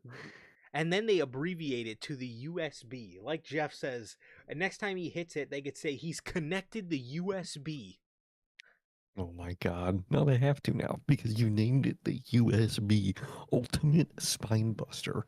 That is horrible, bro. You I could do so much shit with him, and that's what you do. I don't know what Royce Keys is. Is he from the hood? Is he from East Palo Alto, California? Is he country? You know what I mean, with the fucking harmonica in the beginning of his in his theme song, or is he now a hacker? You know, with a Right. USB drive. Also another thing add to the list is he Samoan? Because Solo really wants him in the That's right. NFTs, Is bro. So is is he he in Envoi? Samoan? Is he Fatu? Holy He's shit. Fatu USB, maybe? Maybe that's what he thinks he is. The U in Fatu could stand for USB. This makes sense. Exactly. Starting to I think connect it the was hard pieces, to make bro. sense. Starting to connect Exactly. the pieces. Oh my god, what a fucking train wreck. Royce Keys connects the USB to LA Knight. And warning shot bow, Jey Uso comes off the top rope with the warning shot bow splash and hits the warning shot bow pin to LA Knight to send the warning shot bow to LA Knight. And he advances in the tournament, bro. Jay fucking Uso advances in the tournament. Yeah, dude, he pins LA Knight. Of And he course he yes, does. Of and he course, pins man. LA Knight. Of course. Because, of course, man. And, Jey Uso You can't advances, make this man. up. And, man, we'll get to it when we're about to get to Raw. I think they might do it, bro. I No. think they might do it. Oh my Yeah, bro. god. Oh, I'll talk to No. it, bro. But, like, the way Oba's been talking, he's not really even talking to. Oh, He man. doesn't even care. I'm scared. He doesn't fucking He don't care care. about it. He only cares about he only cares about Lesnar still for some reason. Oh man, dude.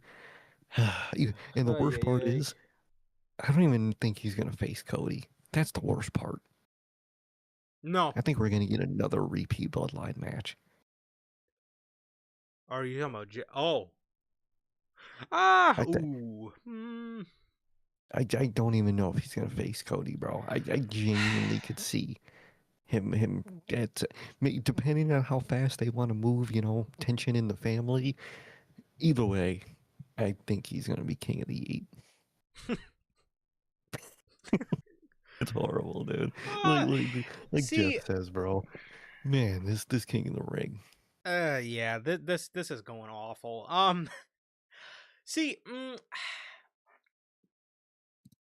yeah, I get what you're saying. I hear you. I think yes, you are right. If they do want to, listen to the fans and they're hearing the fans say they don't want Bloodline, maybe they want to advance the family drama and maybe we do get Jay versus Roman.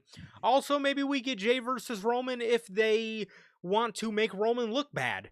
And make whatever Cody's doing at SummerSlam look better, because I'm telling you right now, That is true. if they even think of Jay winning this, and I don't think Jay's gonna win it, but if again, I'm not ruling out the possibility, but you know, if you do have Jay Uso win this tournament by the grace of the Samoan wrestling gods, if you have him face Cody Rhodes and Cody Rhodes' main matches for the year end up being Orton at Mania, which was terrible, and then a Jey Uso match, they gotta have like a knack for like driving this Hmm. guy's career and big matches into the ground is Cody Rhodes. They have to at They that got point. to. Because either options right now suck for Cody Rhodes, bro. Either it's a repeat match with Randy Orton or it's Jay fucking Uso facing Yes. him, man. Now, And oh, I'm scared. best Oh case man. scenario, WWE would have Obafemi go over there and go after Cody Rhodes, but they've already kind of planted the seeds for Roman. So I kind of see, you know, uh, if Oba does end up winning this thing, I think the Roman match is pretty much set in stone. I think. I think so. Um, I think it is. I would just have him go and maul Cody Rhodes, but that's just me. That's Um, just me. I but had someone do it like fucking a year and a half ago, so Yeah, but Jey Uso wins here, bro. And look, man, I I'm not going to rule it out because WWE has again shown that they can be very stupid when it matters the most. But I can say this: a lot of people had the same fears in like the last time is now tournament, and they had Jay advance there, and he didn't end up winning. I'm gonna go ahead and say that they know better. Because I feel like that's kind of the whole reason they gave up on Jey Uso in the first place. But again, with him advancing this deep into the tournament, it's not out of the realm of possibility. I'll say that. I don't think it, but I'm not ruling it out because they've shown stupider when it matters most. They've shown stupider, and they kind of weirdly are starting to have another fondness for him again, seemingly on Raw. I don't know. He's like the central character. He God. fucking talks and is more centerfold than Fatu at this point. So I don't trust this company. I don't trust Triple H.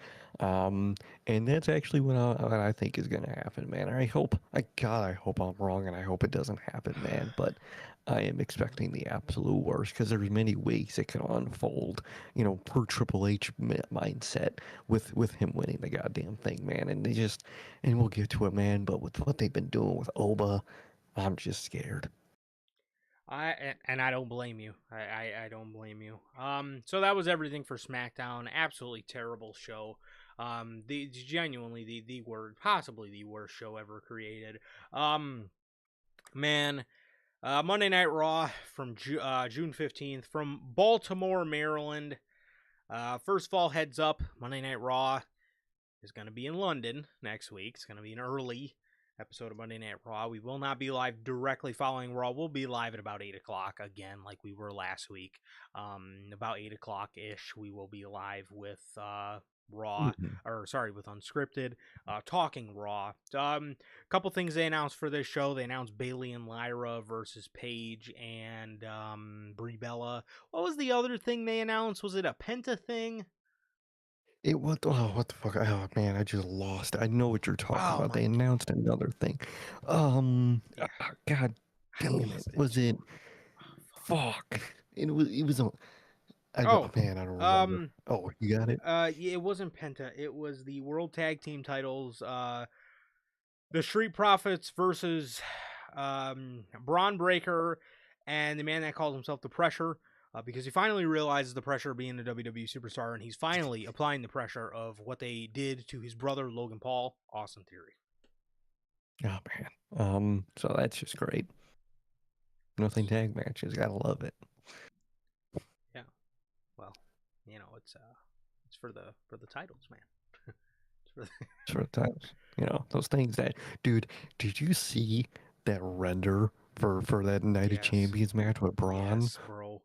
Yes. Oh my god, that is one of the worst looking title renders I've ever seen in my life. That shit look like ass.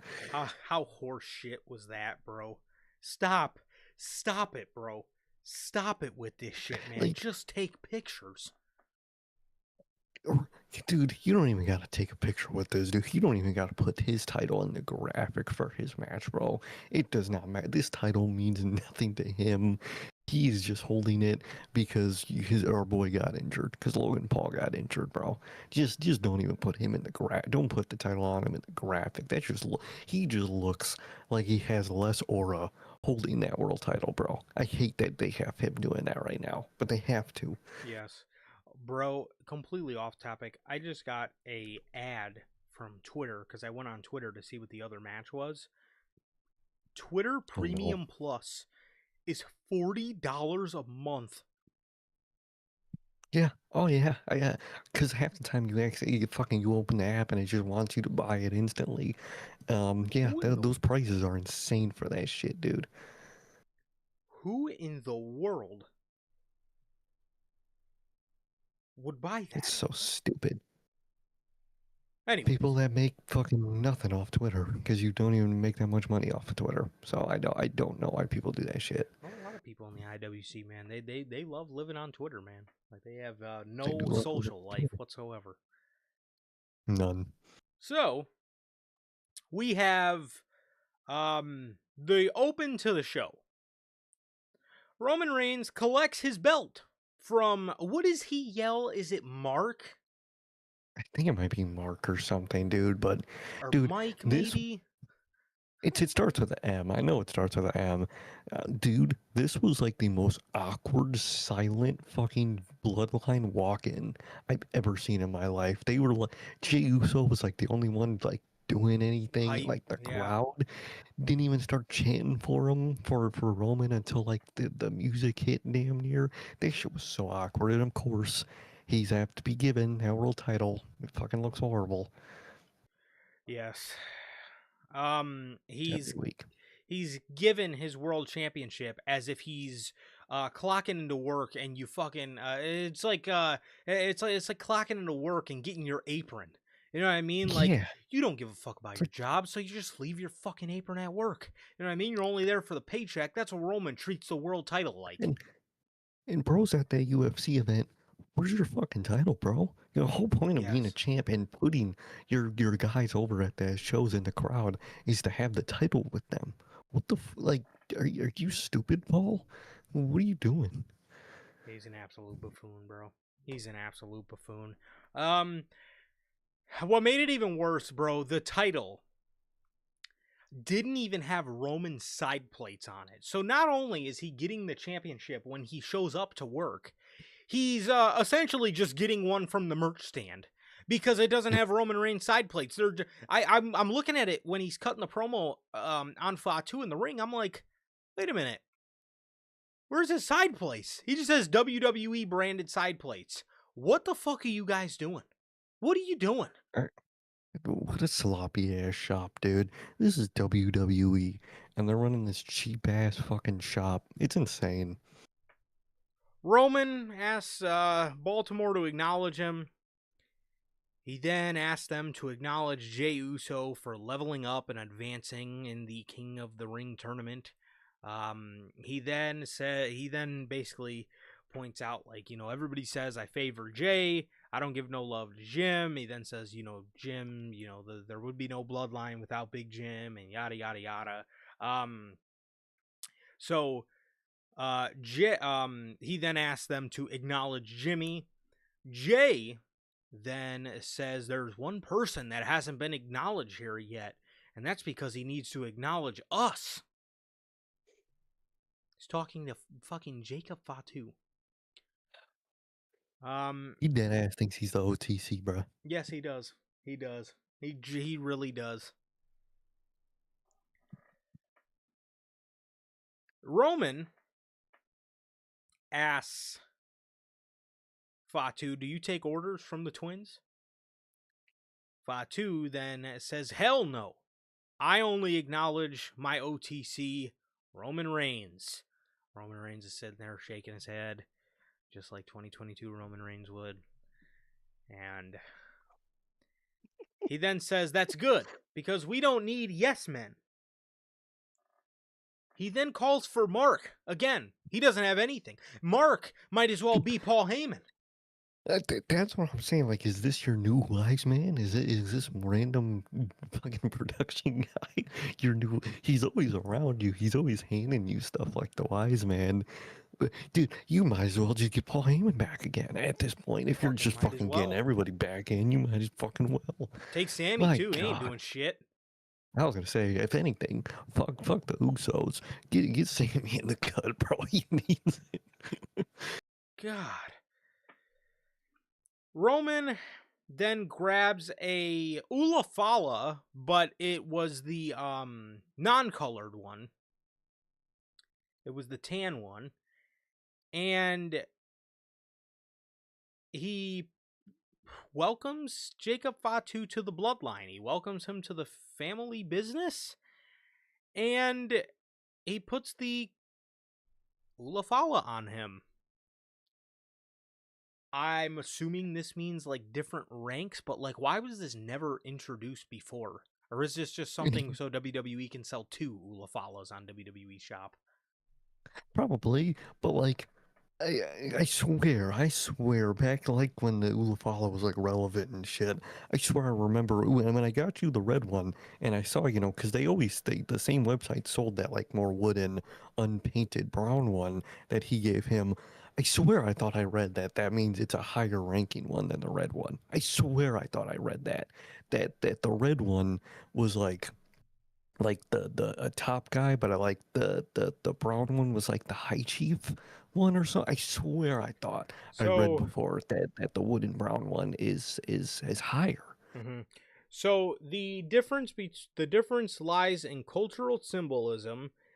The red ulafala is a traditional symbol of high rank, strength, and respect worn by Samoan chiefs, or by respect worn by Samoan chiefs. The unpainted natural version is typically used for general wear, cultural performances, or to show appreciation without claiming high Okay, chiefly status. okay, they But why could was this I would have never been there. introduced before? Yeah, you know how like useful that would have been in the prime of the Bloodline to like make fucking Jey Uso and shit jealous of like Sami Zayn and like, Yes. dude, imagine instead of just that honorary Usurp, they also fucking put that shit around his neck. That would have been dope. That'd been Would have. really dope. Um, but I get, they're introducing it now, and I even like it. I like the look of it. People were clowning on it. People were calling it the doo-doo fala. I was like, that was funny, but I actually dig the look of the brown one, man. I do But too. I was like, damn, I actually really fuck with it, man. But I'm like, first of all, who is this Mark or Mike dude, whatever the fuck his name is? Why is he your wise man now?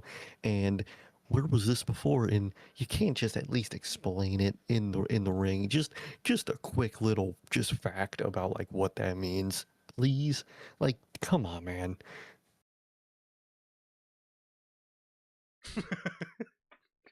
I was I was waiting It just for looked you. to my left. Um It just looked to my left, so and I didn't see that. All right. so the best part of the segment, and this is just the creme de la creme of Bloodline storyline progression. The Bloodline is leaving, and there's actor and comedian Eric Andre in the front row trying to enjoy Raw. He's a celebrity. He's an actor and a comedian. Sir K, did you know, if they didn't fucking tell you 12 different times, he's an actor, He's comedian, Eric Andre? he's in Street Fighter with Roman Reigns, and here's a movie with John Cena coming out soon. Coming out right I here on Netflix. Right here. Right on Netflix. It's right here. the comedian and actor Eric Andre, brother. They're leaving. Roman daps him up. Jay won't dap him up. Jimmy daps the guy up, and then he's patting Jacob Fatu on the back, and he touches the Ulafala, and Jacob Fatu attacks, brings in the ring to attack actor comedian Eric Andre, star of Street Fighter with Roman Reigns, and he's in a movie on Netflix with John Cena. Eric Andre, actor comedian. Coming out soon with John Cena. Movie coming out soon. His movie coming out soon with Roman Reigns too. Who the fuck is this guy, bro? He has his two fucking first names. What? I have heard of this guy, I have to. but I'm just like, trying to bake him. no, exactly. But like, bro, celebrities. We told y'all, bro. We told y'all. Y'all think that fucking CM Punk saved y'all from the celebrities, bro? Yes. Come on, man. They're Dude. just lucky Pat Mhm. McAfee and Jelly Roll actually love this business. I'm telling you right now. Dude, they are so lucky because if they didn't, that main event of Mania would have been those two in the cut, and they would have been in probably the main event of Backlash too, man. Yes. They are fucking lucky, man. So they beat the fuck out of Eric Andre for some reason, bro. Dude, one thing when they were walking past him, I just like, oh my god, they're gonna beat up the celebrity. Of course they are. I'm thinking to myself, and I was annoyed at first because I actually, unlike you, I didn't see this coming. I was just ready to bake it because I'm sitting there like, we're watching like wrestling, and they like immediately after the segment, they just start talking about, oh yeah, he's in Street Fighter. He's got a movie with John Cena coming out right here on Netflix. And I'm like, who gives a shit? And then they're like dapping him up. And I'm like, what the fuck is the point of this? And then I'm like, oh my God. Once he threw him over the barricade, I was like, Oh, for me, it was once Fatu stopped in his tracks. I was like, oh my god, he's gonna fucking beat him up. and they beat him up, bro. And they My fucking beat him up. question is, what the fuck does beating up Eric Andre do for anything? Now, look, if you want to put this in a segment with like lower card guys, get the pressure Austin Theory out there, or get some lower card guy, even lower than Austin Theory on the show.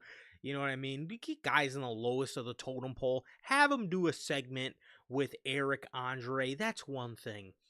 Brother, this is the Bloodline. We're having the Bloodline do a celebrity beat up segment. Where does this go? What does this do for anybody? What is the fucking point of this other than WWE's over reliance and over love of celebrity fucking involvement? Who It's insane, cares? dude. Literally, bro. Who cares? And then like, we got commentary, saying the warning shot line. Oh my god, this was a warning shot to the roster. Wow. What, that they beat up a non-combatic celebrity? They beat up a comedian. Oh my god, I'm so terrified of this group. Brother, what? Why is that the warning shot to the locker room? Is they beat up a comedian?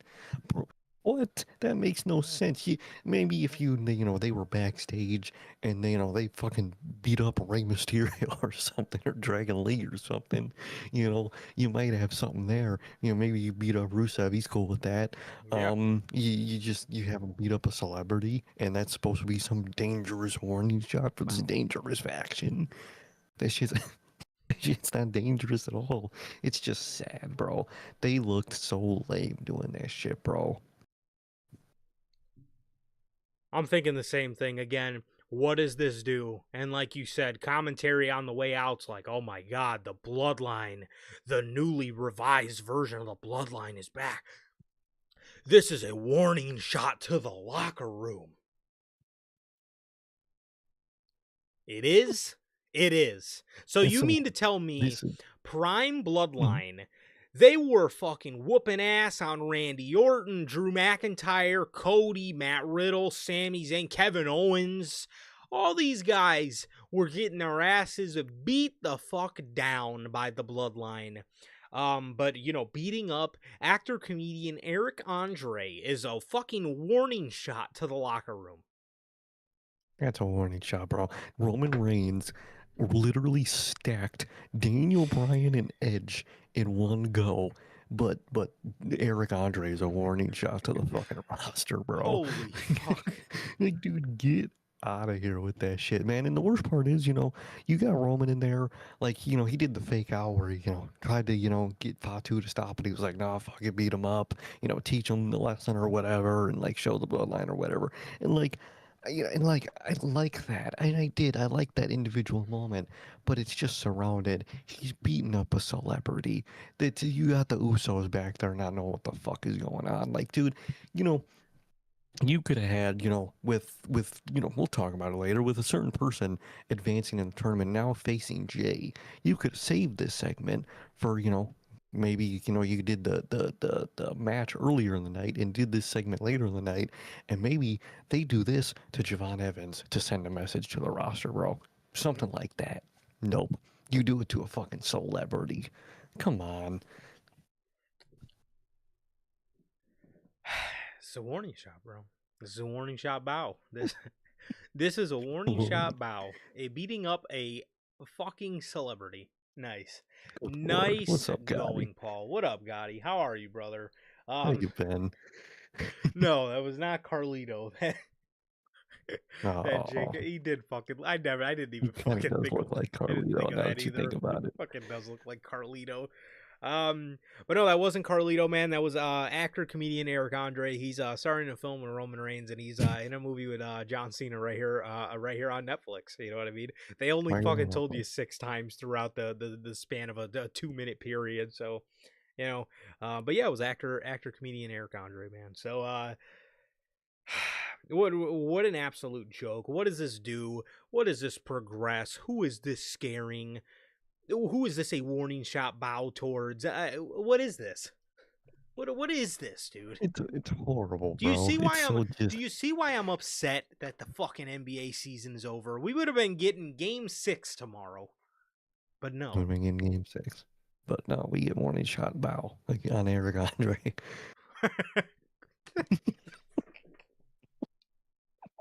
But you can't make this shit up, dude. You genuinely can't make this shit up, bro. Oh my god. Ugh.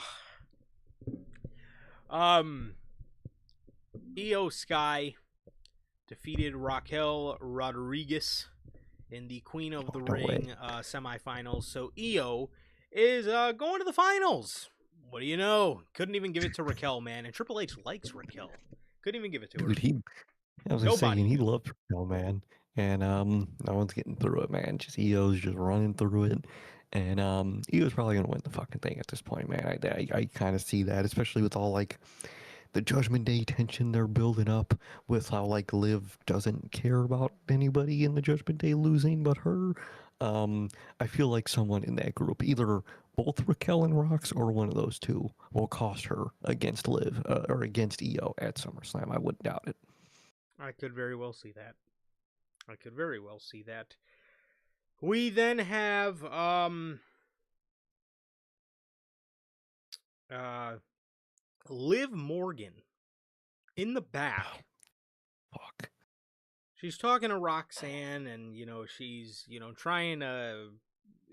She's like, I don't know. She's just being a complete asshole about Raquel like getting knocked out of the tournament. Roxanne was pretty concerned. She's like, oh, whatever, and then Liv is like telling her back. Liv's telling her back, like, oh, yeah, we just got to focus. Yeah, that sucks, but, we got to focus on me and Dom. We're still in the tournament. Just being a complete asshole. So, I don't know why. Do you remember? I don't know why I started thinking about that thing from. You remember that clip of Dave Meltzer? Me saying that reminded me of that clip from Dave Meltzer. Remember where he was like talking to Alvarez, and he's like, "You remember when I said the thing about the Oh my thing?" And I'm like, god. "Oh my god, you know what I'm talking about?" No, no, And I don't Alvarez know is what like, you're talking about.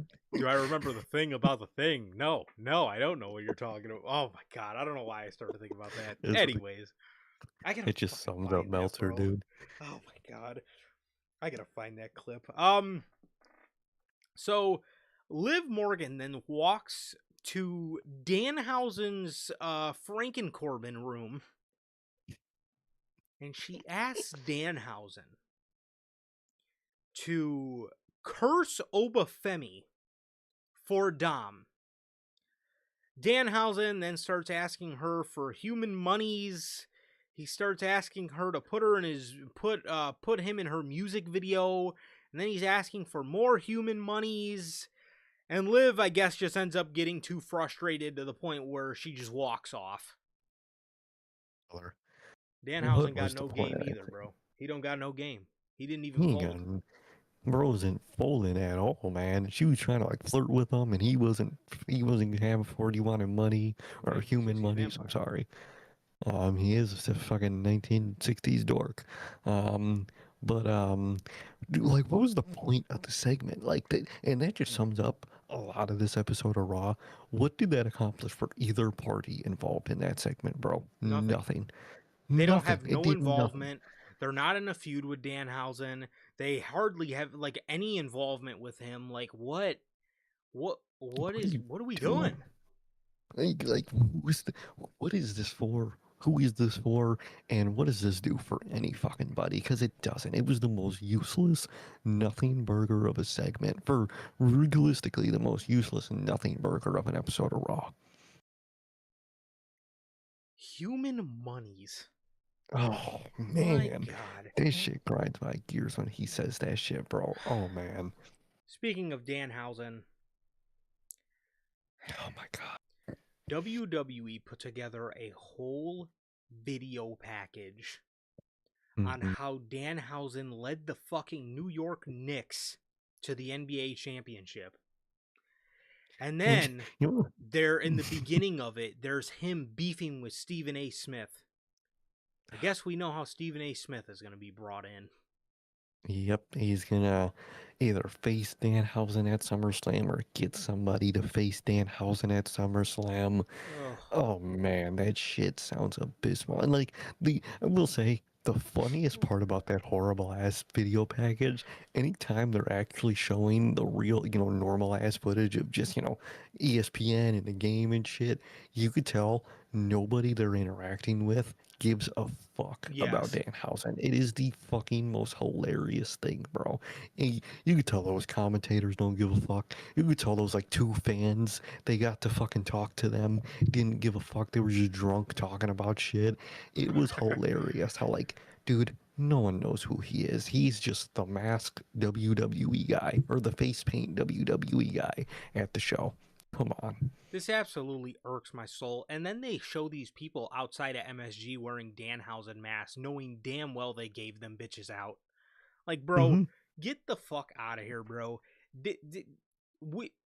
How about WWE send your stupid fucking championship over to Jalen fucking Brunson and the New York Knicks and shut the hell up, okay?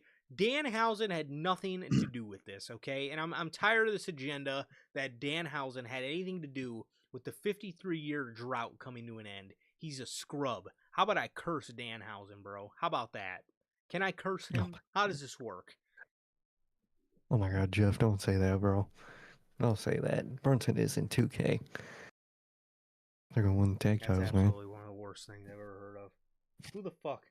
Jeff, bro, what are you talking about? New York City needs a Danhausen statue, bro. This is terrible. Oh, dude, I didn't This, even this, read that. I this is like fucking that. terrible. Oh Dude, my the god. statue housing.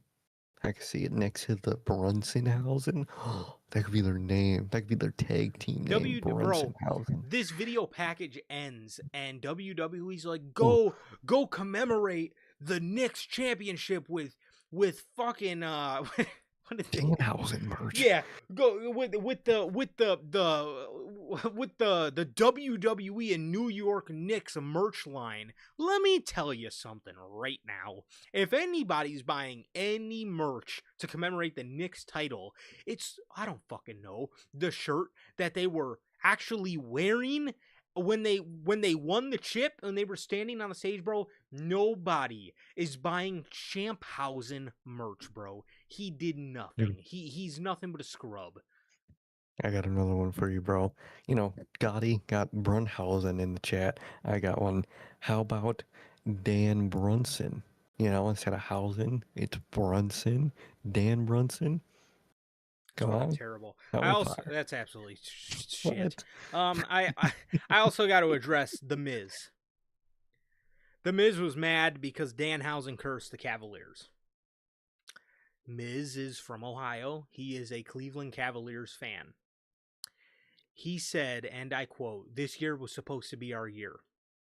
Buddy, let me tell you something. let me tell you. Let me tell you something, Sir K. You know where this is going.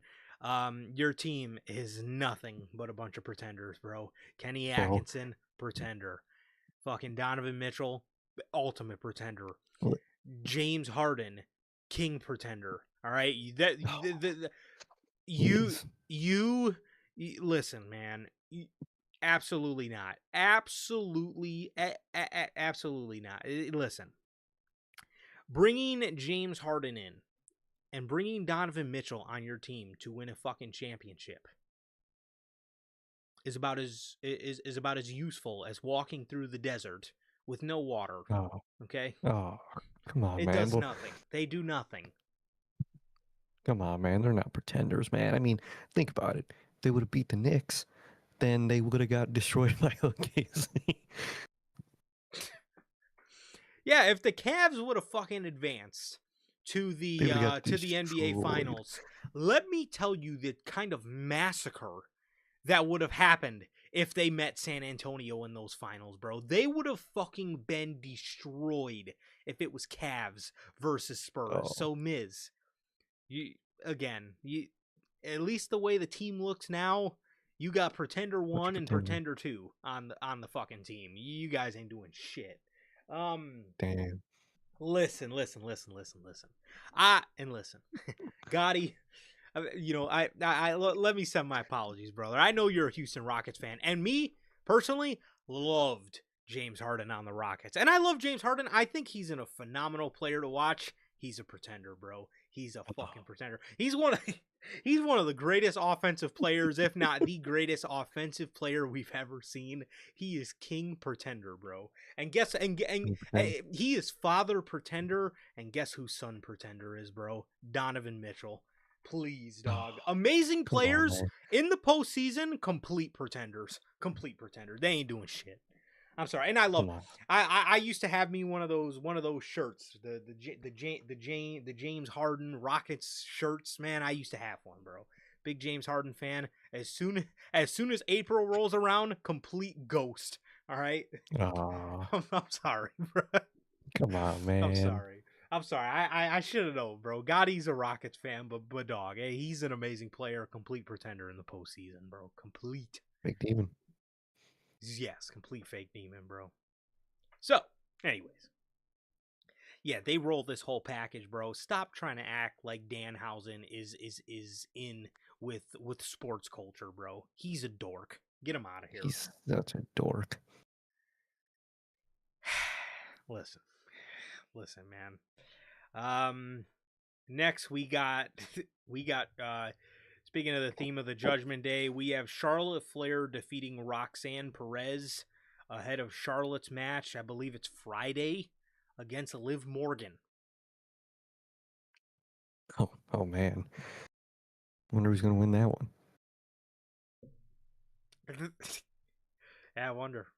Is Charlotte gonna be the queen of the ring? Has she ever won a queen of the ring? I don't think so, right? Has she? No, I don't think she has. But I don't think this is her year. The finals is gonna be Liv and Io, bro. Yes, it is. Yes, it is.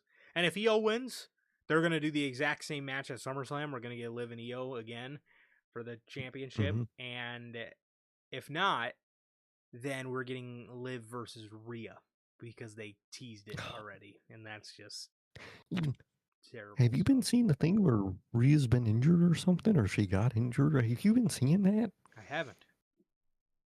I swear I thought I saw somewhere like she's injured and she might Yeah, but I not also haven't been on be able to Twitter. be champion. Oh, okay. We'll see how Hmm. Friday shapes up with the news, but there is a chance there might be no Rhea champion. So that's interesting. Oh, we might get our Charlotte Jade after all. Maybe.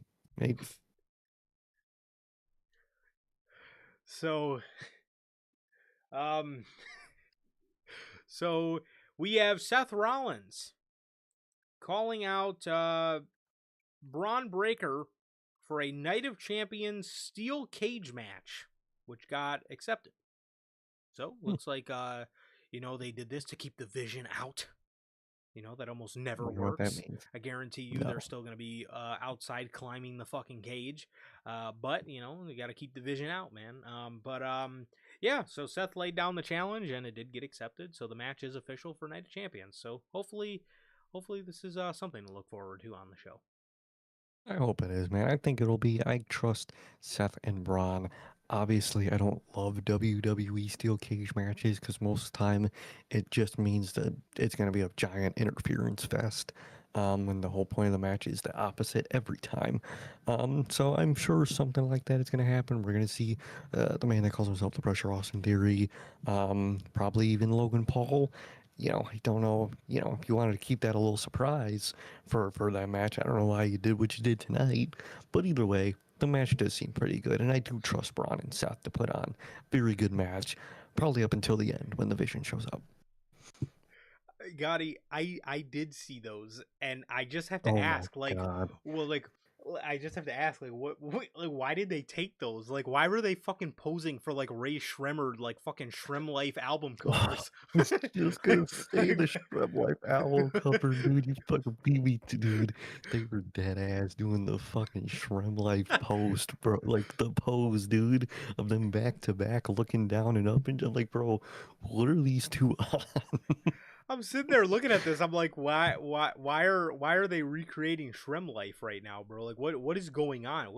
What made them do that? I seen Montez came out with like a rap song, but Oh like, God, oh no, Rollins wasn't in it or anything, so thank I'm just a little God. confused here. I'm a little the pictures were clean. I'm just confused why how the fuck we got here. That shit was hilarious, bro. I was like, dude, why are they taking these crisp ass photos? Oh man. Trying to build camaraderie in the locker room with each other, I guess. I Um guess. so we got um Chad Gable. We got Chad Gable. He did it already. He did it already, bro. Chad Gable came Even do out. it a week. Chad Gable came out with this, what's his name? Tom McDonald ass music. He came out with this Dax ass I even let you meet my dad music, bro. What the Mhm. bro? They gave Chad Gable, listen, I don't know.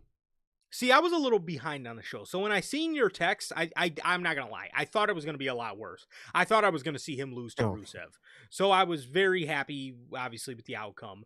But I'm listening to this song, dude, and I'm sitting there like, you gave him the American Alpha theme, which is the theme that everybody likes. Everybody likes fucking American Alpha theme. And they gave him the American Alpha theme. And 1 week later, we give him that garbage. dude. Oh That had to man, have dude. been one of the worst theme songs I'd done ever heard in my life, bro. It genuinely might be. Manager Logan, obviously, he's late to the show. But we were texting, throughout the show, and especially at that point, and he said it, and I think it's very true. That genuinely might be the worst Def Rebel song ever fucking played on the comms, bro. That shit was horrible. That shit dead ass sounded like Def Rebel sampled the AI We Are Charlie Kirk song. And I'm not even trying to be funny, bro. That is dead ass what that shit sounded like. Unironically, bro. That shit was horrible. That shit was ass. That shit was so depressing. Oh, God. That was fucking terrible. Gable's walking out to the ring and he sees Maxine Dupree talking to Austin Theory. And then he also gave a promo before saying, like, um, I have a lot of amends I need to make and yada, yada, yada. And then right after that, he ran into Maxine Dupree. So obviously, this is heading towards Alpha Academy, I think. But man, I could see the reason Maxine splits is because she probably isn't going to want the two guys to forgive Gable. And I think they Mm-hmm. are. And then she's going to, go with her boyfriend, the pressure, because he finally realizes the pressure of being a WWE superstar and applying the pressure of what they did to his brother, Logan Paul, Austin Theory. So I think that's probably going to be like the straw that breaks the camel's back. Because she kind of did look at Gable like she didn't really obviously care for him still, because he was Yeah, he was being an abusive dad. he was. When That man was bad. he was terrible, bro. He was calling him fucking stupid and shit, and he was calling her a fucking idiot. But yeah, bro. Man, that theme song was terrible. I'm not gonna lie. Based off seeing your guys' text, I seen the first couple, and I didn't want to get it spoiled because I genuinely thought that like he was about to fucking lose to Rusev or something, dude. I'm glad it wasn't. I'm Yeah. glad it was only the theme song, but that was genuinely one of the fucking worst things that I absolutely have ever heard in my fucking life. Absolutely terrible. He walked out there, didn't know how to like move to the shit. He didn't Nope. like he had no chemistry with this theme song. He wasn't vibing. It was so fucking bad. I don't know what the decision is. I'm sorry. I don't know where the decision came from. And I don't know who's making the decisions to pass complete and utter dog shit like that.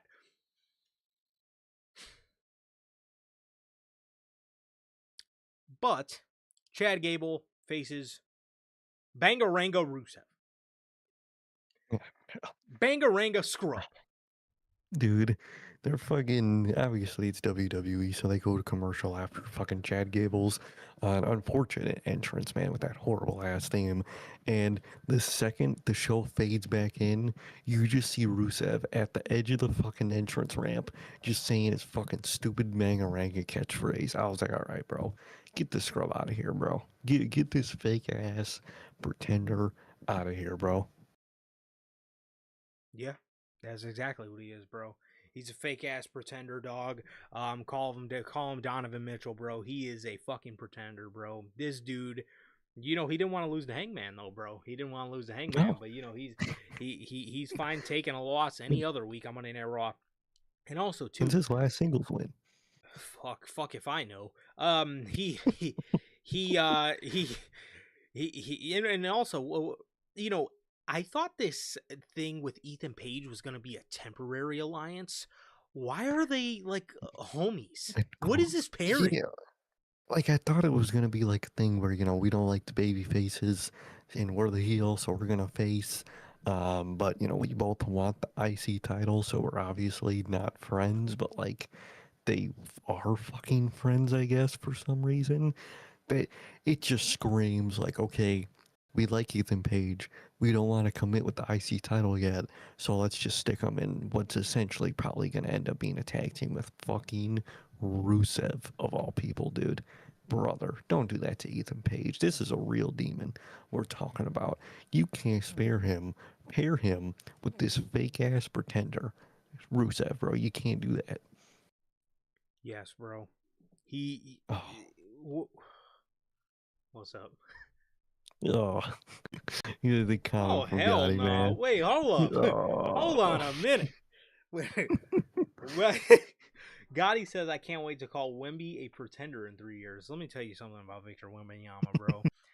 He is going to be in the GOAT conversation, bro. One day we're gonna tell our kids about Wemby being in the GOAT conversation. He's a real ass demon. They just gotta get more depth. Bro. That's all. They gotta get more depth, and they gotta get the pretenders that are on San Antonio off of San Antonio, bro. But Wemby is not a pretender, Gotti. What are we talking about? Listen, don't be mad at me because Houston were pretenders against Golden State, bro. Okay. Oh damn. Don't be mad at me, bro. Don't be mad at Wow. me. You're talking. Don't be mad at me because James Harden will retire with 0 rings, bro. Don't be mad at me because your team missed 27 straight threes in a game 7, bro. You can't be mad at me for these things. Victor Wembanyama, Wow. let's see. How many rings is he going to retire with, man? Give me 4. I think he retires with 4 Gonna rings. retire at 4. Yeah, I mean, Gotti's not wrong with this one comment, man. It was You very recent. listen, man. All right. Okay. Hey, then guess what? What? And LeBron had the 2011 NBA Finals, and he's still LeBron. But in the 2011 NBA Finals against my Mavericks, the one that we won, he played like absolute shit. Hey, this is his first time, bro. This is his first time. He's 22 years old, man. He's 22 years old. He will be back, bro. He will be back. James Harden, on the other hand, is at the end of his career, Oh dog. shit. It's over. Oh dang. It's Oh dang. over. Unless he Wow. starts ring chasing, he ain't winning nothing. Nada. They got a ring chase. You hear this, Gotti? Listen, bro. Well, I mean, his 29 yes, they did blow a 29-point lead. Genuinely biggest win in history. some of the most embarrassing basketball I've ever seen in my life. But you know what was also embarrassing basketball? The 27 missed straight threes by the Houston Rockets in 2018, bro. It was crazy. Man. It was crazy. But I don't want to say too much. But what I will say too much about is about, speaking of pretenders, bro. Rusev. Back to Rusev. So let me get this straight. Okay. He taps out to Chad Gable, but you didn't want to lose to Hangman. He didn't want to lose to Hangman, man. He didn't want to lose to Hangman, bro. But genuinely, and I'm not even joking, I can't even tell you the last singles Rusev win. Might have been one of those Sheamus matches. I'm not too fucking sure, dude. But he's just he didn't want to lose. He wanted to better himself. He wanted more for his his brand, who he is, man. So he took the chance and is now on even a lower card, but in WWE. And he's happy. He's very happy. He's completely fine with. Holy fuck. Damn, January 29th on Main Event, Rusev defeated Joaquin Wilde. 6 months. As for like a Raw,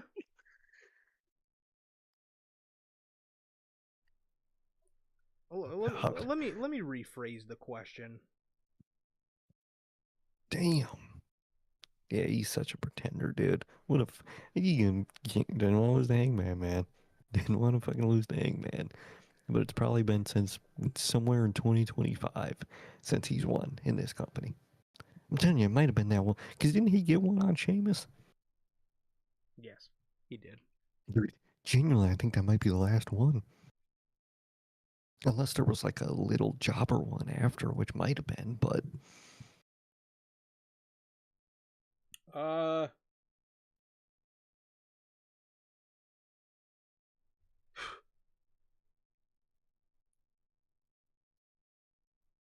Okay, it says May 18th, 2026. So that would make the December one, or the... It says he beat... Let's see, hold on.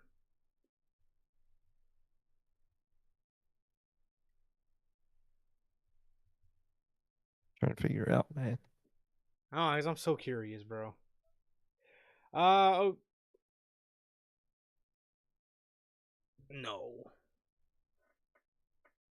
Oh, God. No, wait. Yeah, cage match. Here we go. Oh, yeah, that's where you gotta go, Here man. we You fucking gotta go to go. cage match. Let's Those see. fucking people, they know everything about every match ever. Let's see. Those are the fucking people you need to check on. Genuinely, you probably need to check on those people. Yeah, probably. Rusev. Get that Rusev win. Get elusive Rusev win. Why is it just giving me like a bio on him? We'll have to probably just do research. Matches. Here we go. Okay. Defeats Rusev. Defeats Rusev. Defeats Rusev. Defeats Rusev. Okay, I see the... Okay, he beat... Okay, all these are on main event. Damn, it's a main event demon. Defeats Rusev. Oh, Nope. oh wait, nope. That was time? on a live event. Holy God, hell. what a jobber. Didn't want to lose the Hangman. So from what Cage Match is showing me, his last singles victory was in the Last Time Is Now tournament, where he defeated Damian Priest in when was this? November 10th. November 10th. What a fucking scrub. What an absolute scrub. He didn't want to lose to Hangman, but here he is losing to Chad Gable, bro. He taps out to Chad Gable and his boy Ethan Page. They attack Chad Gable. And Rey Mysterio and Dragon Lee then come out for the save. And they save Chad Gable. Chad Gable picks up the victory against, Bangaranga loser. Bangaranga fucking last time I won is in November. Rusev. So, hey man, he didn't want to lose to Hangman, but he's completely fine with living in this WWE mediocrity, bro. So more power to him. He loves him, man. As long as he's under Triple H and TKO, probably making less money. He's just happy to be under the WWE banner, man. He's just all giddy about it. Exactly. So that was that. We then have LA Knight. He's out there bitching about the bloodline again. He's out there talking about Roman Reigns having a father that helped him, or the same fucking shit he's bitching about every week. He's just bitching about the bloodline. He's bitching about Solo Sikoa joining back the bloodline. Yada yada yada. Same fucking shit. Jimmy and Jay then come out. LA Knight gets into some completely uninteresting dialogue with them. They brawl with LA Knight and they lay him out. Fatu then comes out and locks in the Tongan death grip on LA Knight. Again, I feel like this is the same promo we get every week. LA Knight's bitching about the bloodline. Jimmy and Jay come out there, tell him to stop running his fucking mouth. Where's any of it gonna go? Is this gonna lead to like LA Knight and Roman Reigns somewhere? Where does this go? Honestly, is this gonna be the MSG Saturday night's main event match? Is it gonna be LA versus Roman? Like where does any of this shit go, man? Honestly. That's the real question I'm asking here, man, because even with this tournament, just generally on Raw, literally Roman has no one going for that world title. Not right, at least right now, no one is. Obviously, they got the tournament, and few of them might say they want Roman, but like, there's no one like actively saying with their words right now that they're gunning for Roman Reigns, bro. And it's sad, like. He's just around his family all day, every day. He's around his family, facing his family, fucking talking to his family, arguing with his family. It's so frustrating, man. But they're out there beating up LA Knight, fucking shocker, man. He's out there basically saying he's stuck in faction, beat up for Texas for fucking years now, and he's not wrong. He's not wrong. And they beat him up again. It was mainly Jay antagonizing him, so I really do think that Jay match is gonna be built for SummerSlam.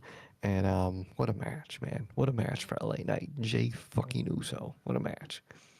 Horrible, absolutely fucking horrible. The Jacob Fatu is in the back. He tells Roman Reigns he took care of LA Knight. He says, but the Usos don't understand me. Roman says that don't matter. I do. And as long as you understand me too, we are unstoppable. He then whispers something in Jacob Fatu's ear. He says, I got one more thing for you to do. And he whispers something in his ear. And obviously we couldn't hear it. Again, way to make the Usos character progressions look like a bunch of fucking cucks. Honestly, man. I mean, way to make the Usos character progression look fucking silly. Roman and Fatu seem like they're banding together more than the Usos and Fatu are against Roman. At least from what it looks like, Yeah. Roman himself don't even fucking care about the Usos. He just kind of cares about having Fatu, under his wing, and after everything Roman put the Usos through, they get back in this group with him, and we're right back to Roman Reigns like undermining and not really giving a shit about how the Usos feel about anything. Right fucking back. And again, how stupid does that make the Usos character progression that we've went through and with their storylines with Roman? This is the kind of shit that just irks me. No, it is, bro. It is because you completely regress the Usos characters.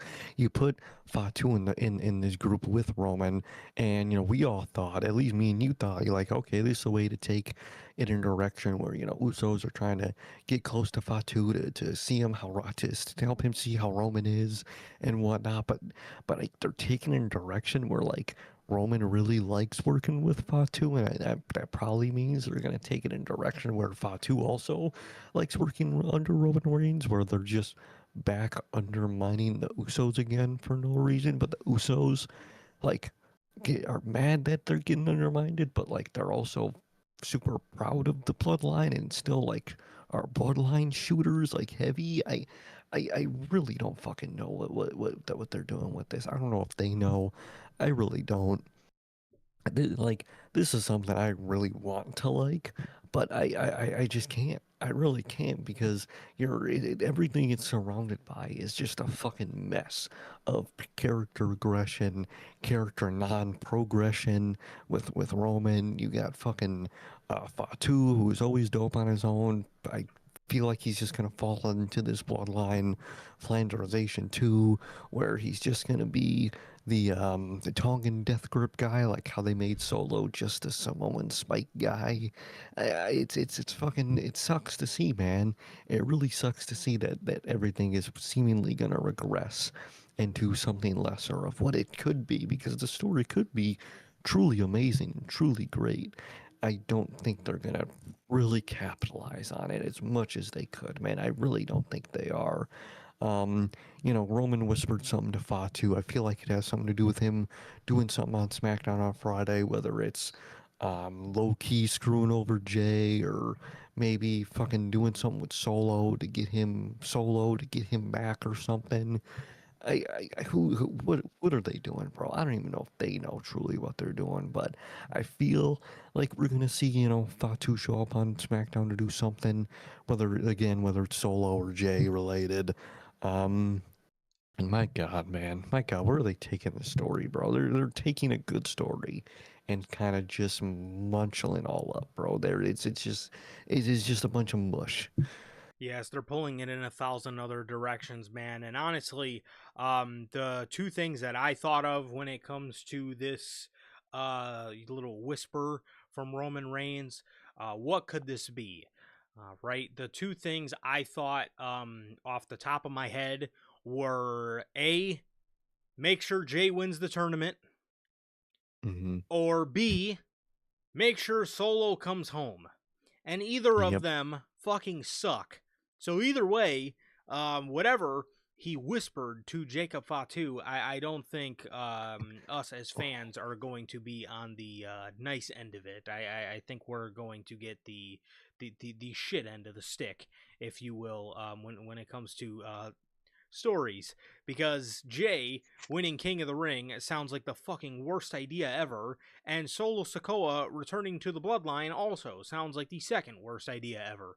So, It really does, bro. And the worst part about that, maybe that's why on SmackDown they've been setting up like the Solo trying to recruit Royce Keys thing so much, because maybe their plan is to like Royce Keys essentially take the MFTs from Solo, and like that's what gets Solo again to fucking go over to the Bloodline. Man, it sounds horrible, but I wouldn't be shocked if they were to do that. Or, like you said, have Jay win, or maybe Jay lose the tournament. That's the most interesting direction you could take it. But I feel like it's for Jay to win the tournament, which, man, man, oh man, it's getting bleak out here, man. absolutely ridiculous stuff, bro. Again, don't know what the idea, what the thought process is here, but um, yeah, this is what they're cooking with the Bloodline. Javon Evans is cutting a promo saying that he's ready for Jey Uso before he's interrupted by Austin Theory's brother. The return of Logan Paul. Wow, I didn't expect this. I didn't expect this, and like, they're doing the steel cage match, man. And like I said earlier, why didn't you kind of save this surprise kind of early, being back in the cut or still in the cut thing for Logan Paul, for, probably doing something to help Braun win that match?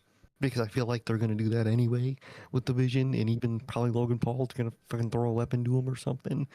I don't know why you kind of just didn't save him for that, but you got Yeah. your fucking Raw pop, so I guess. I didn't understand at all like why he was here. Like out of everything to come back for, it's to recruit Javon Evans to the Vision. Oh, and Like like what? Like the what is that goal? yeah, like what?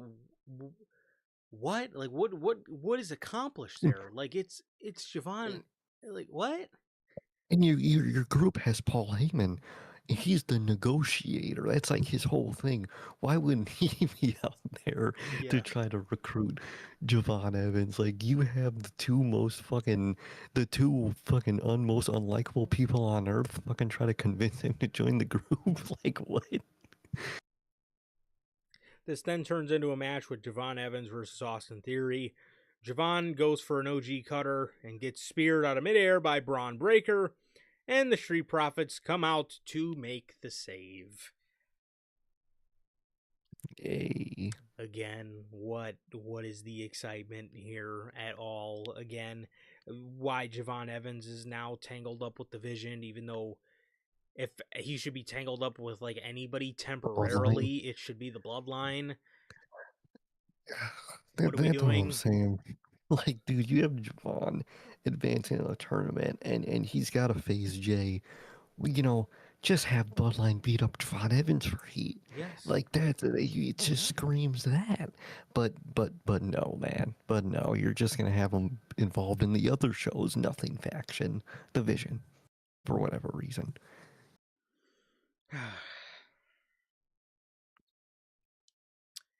Obafemi versus Dominic Mysterio. This one lasted all but 4 minutes. This was typical um, Dominic scurrying away.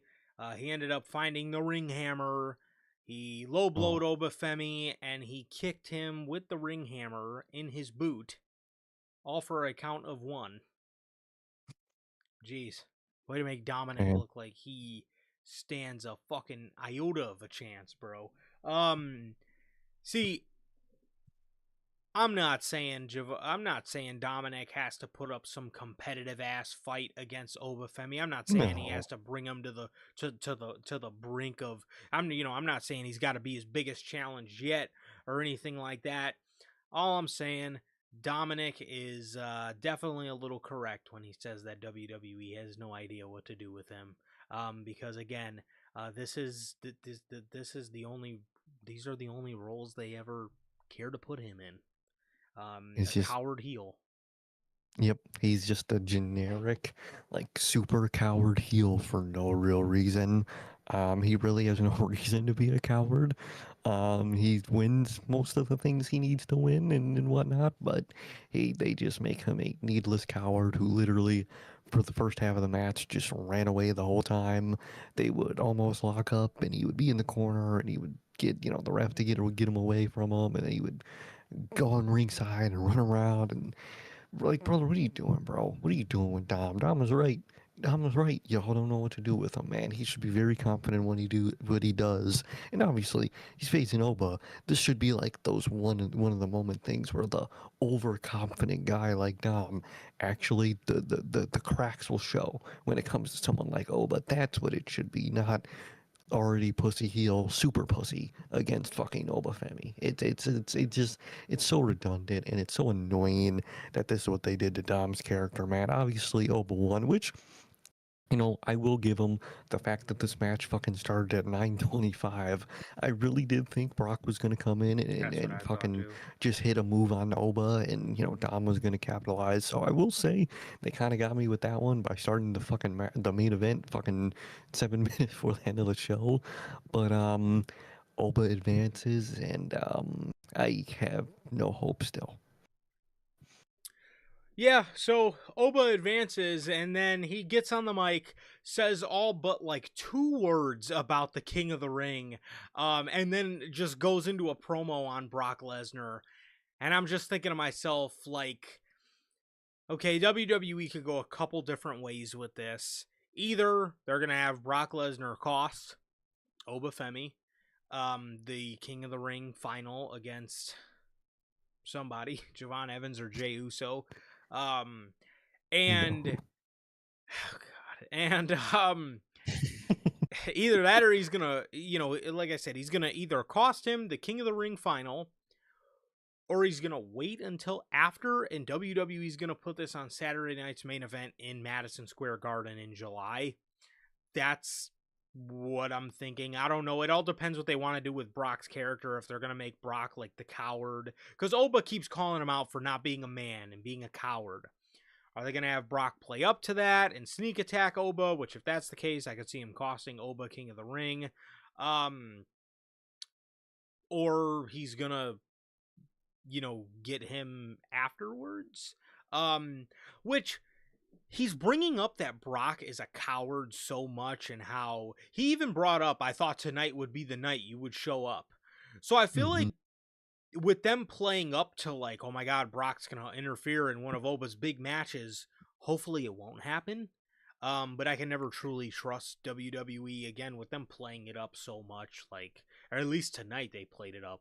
At least they had Oba play it up. Like, oh my god, Brock may interfere in one of Oba's big matches. Maybe makes me think that maybe he's not. Maybe he's gonna go a noble route and want like an even, fair, and square match at against Oba, but I don't know. Either way, it really kind of feels like Oba cares more about Brock than he fucking does the King of the Ring. Yeah, that's my big gripe with this. They just have Oba just constantly talk about Brock, even though he really has nothing to talk about Brock for. Like he said after he fucking lost to Brock, they're 1-1. So, if you want the other one, come get it. It really could have just been as simple as that, but literally every week they have him bring up Brock Lesnar for no, real reason besides the reason that, kayfabe wise, he shouldn't know that we know is that Brock Lesnar is going to obviously go face to face with him at some point again. Like you said, I think that is the two main paths. Either, he does interfere in those finals and Jey Uso wins the fucking tournament, or Oba wins the tournament and afterwards Brock's like, if you want to go for Roman, you got to get through me one last time first at Saturday night's main event, which is the best version of that. It really is. Mm-hmm. But we'll see how possible that is. I don't know, with the whole, whispering to Fatu and the whole setting up with this and and like another thing for me is like the Bloodline and like Roman aren't like even acknowledging the King of the Ring outside of saying Jay's gonna win it, which is very like I feel like if Oba was really the one to face him, and he's gonna face him at SummerSlam, I feel like there would have been some mention of, building the bloodline to be able to, have the backing for Roman Reigns or something, some mention of it. But there is nada, nothing of Roman Reigns from anybody outside of Jey Uso in that tournament. I don't know, man. I'm just scared. I truly think that Jay is gonna win it, man. I hope not. I hope, he Oba wins, faces Brock at Saturday night's main event, goes on to face Roman, man. I really hope so, man. I really do. But man, I really see Jey Uso winning that thing, and I don't know why. And I'm scared because it's just horrible. That's horrible. But that's just what I see happening, man. It's just how much that Oba and Roman don't mention each other. Oba doesn't even like mention the world title really. It's a whole weird setup they got going on. It is a weird setup. Personally, where I'm sitting with this whole thing, again, not ruling Jay out, I just don't see it. Only because it just seems so ridiculous. Again, that's also that's also one of the reasons I'm not gonna completely rule it out, because it is so ridiculous. I just don't see. I would just, at least I would really love to just feel like WW, like there's no way they could actually be that stupid. I will say Oba only because it's like he's in the finals. He's gonna be in the finals against Jey Uso or Javon Evans, bro. There's absolutely no fucking way he loses to either one of those guys. And you do mention like a lack of, since the WrestleMania post show, a lack of like bringing up Roman Reigns or like the World Championship. Um, Obafemi is like flat out just your best winner. I think he's your best winner. Mhm. I think he's the guy that makes the most sense because you can, you talk about, Dragunov being an interchangeable mid-carder. You can interchange Obafemi into either one of these Or scenarios. Cody. You could have him go for Roman. You could have him go for Cody. Mhm. Now, probably be Roman because, Cody's got to get his Randy match. Ugh. Cody's got to redeem himself from WrestleMania again for the second year in a row at SummerSlam. I'm still sticking with Obafemi. But again, not gonna rule out the Jey Uso possibility. Only just because it's so fucking stupid and it's so illogical. That's why I could see them doing it. So bad. But yeah, I mean, again, it's an odd situation, and I'm sitting with the same boat with you, man. I'm sitting in the same boat with you, man. I truly do feel a little a little scared on how WWE is going about King of the Ring this year, man. So, they definitely they definitely got me biting my fucking fingernails thinking about this one, man. So I can give them that at least. Probably I for all the can give wrong him that. reasons, but hey. Yeah, but hey, that's everything. That is everything, man. That was everything for Monday Night Raw, um, Dynamite, Summer Blockbuster, and SmackDown. So yeah, that's everything, man. Thank you guys for joining us for another edition of NHP Unscripted. That's been episode 304, and with that, that is gonna do it for my Johnny. And I, Sir K. And that is everything we got here today for you guys, man. Thank you guys, everybody who joined us in the live chat. We got my guy Jeff. We got Mr. Walker down to cut they shit off. My brother Gotti. We got Flex. We got Tyler. And we have manager Logan. Thank you guys so very much for joining us for another edition of Unscripted. This has been episode 304. Please like, comment, and subscribe. And we'll see you all on Friday with the news. Peace.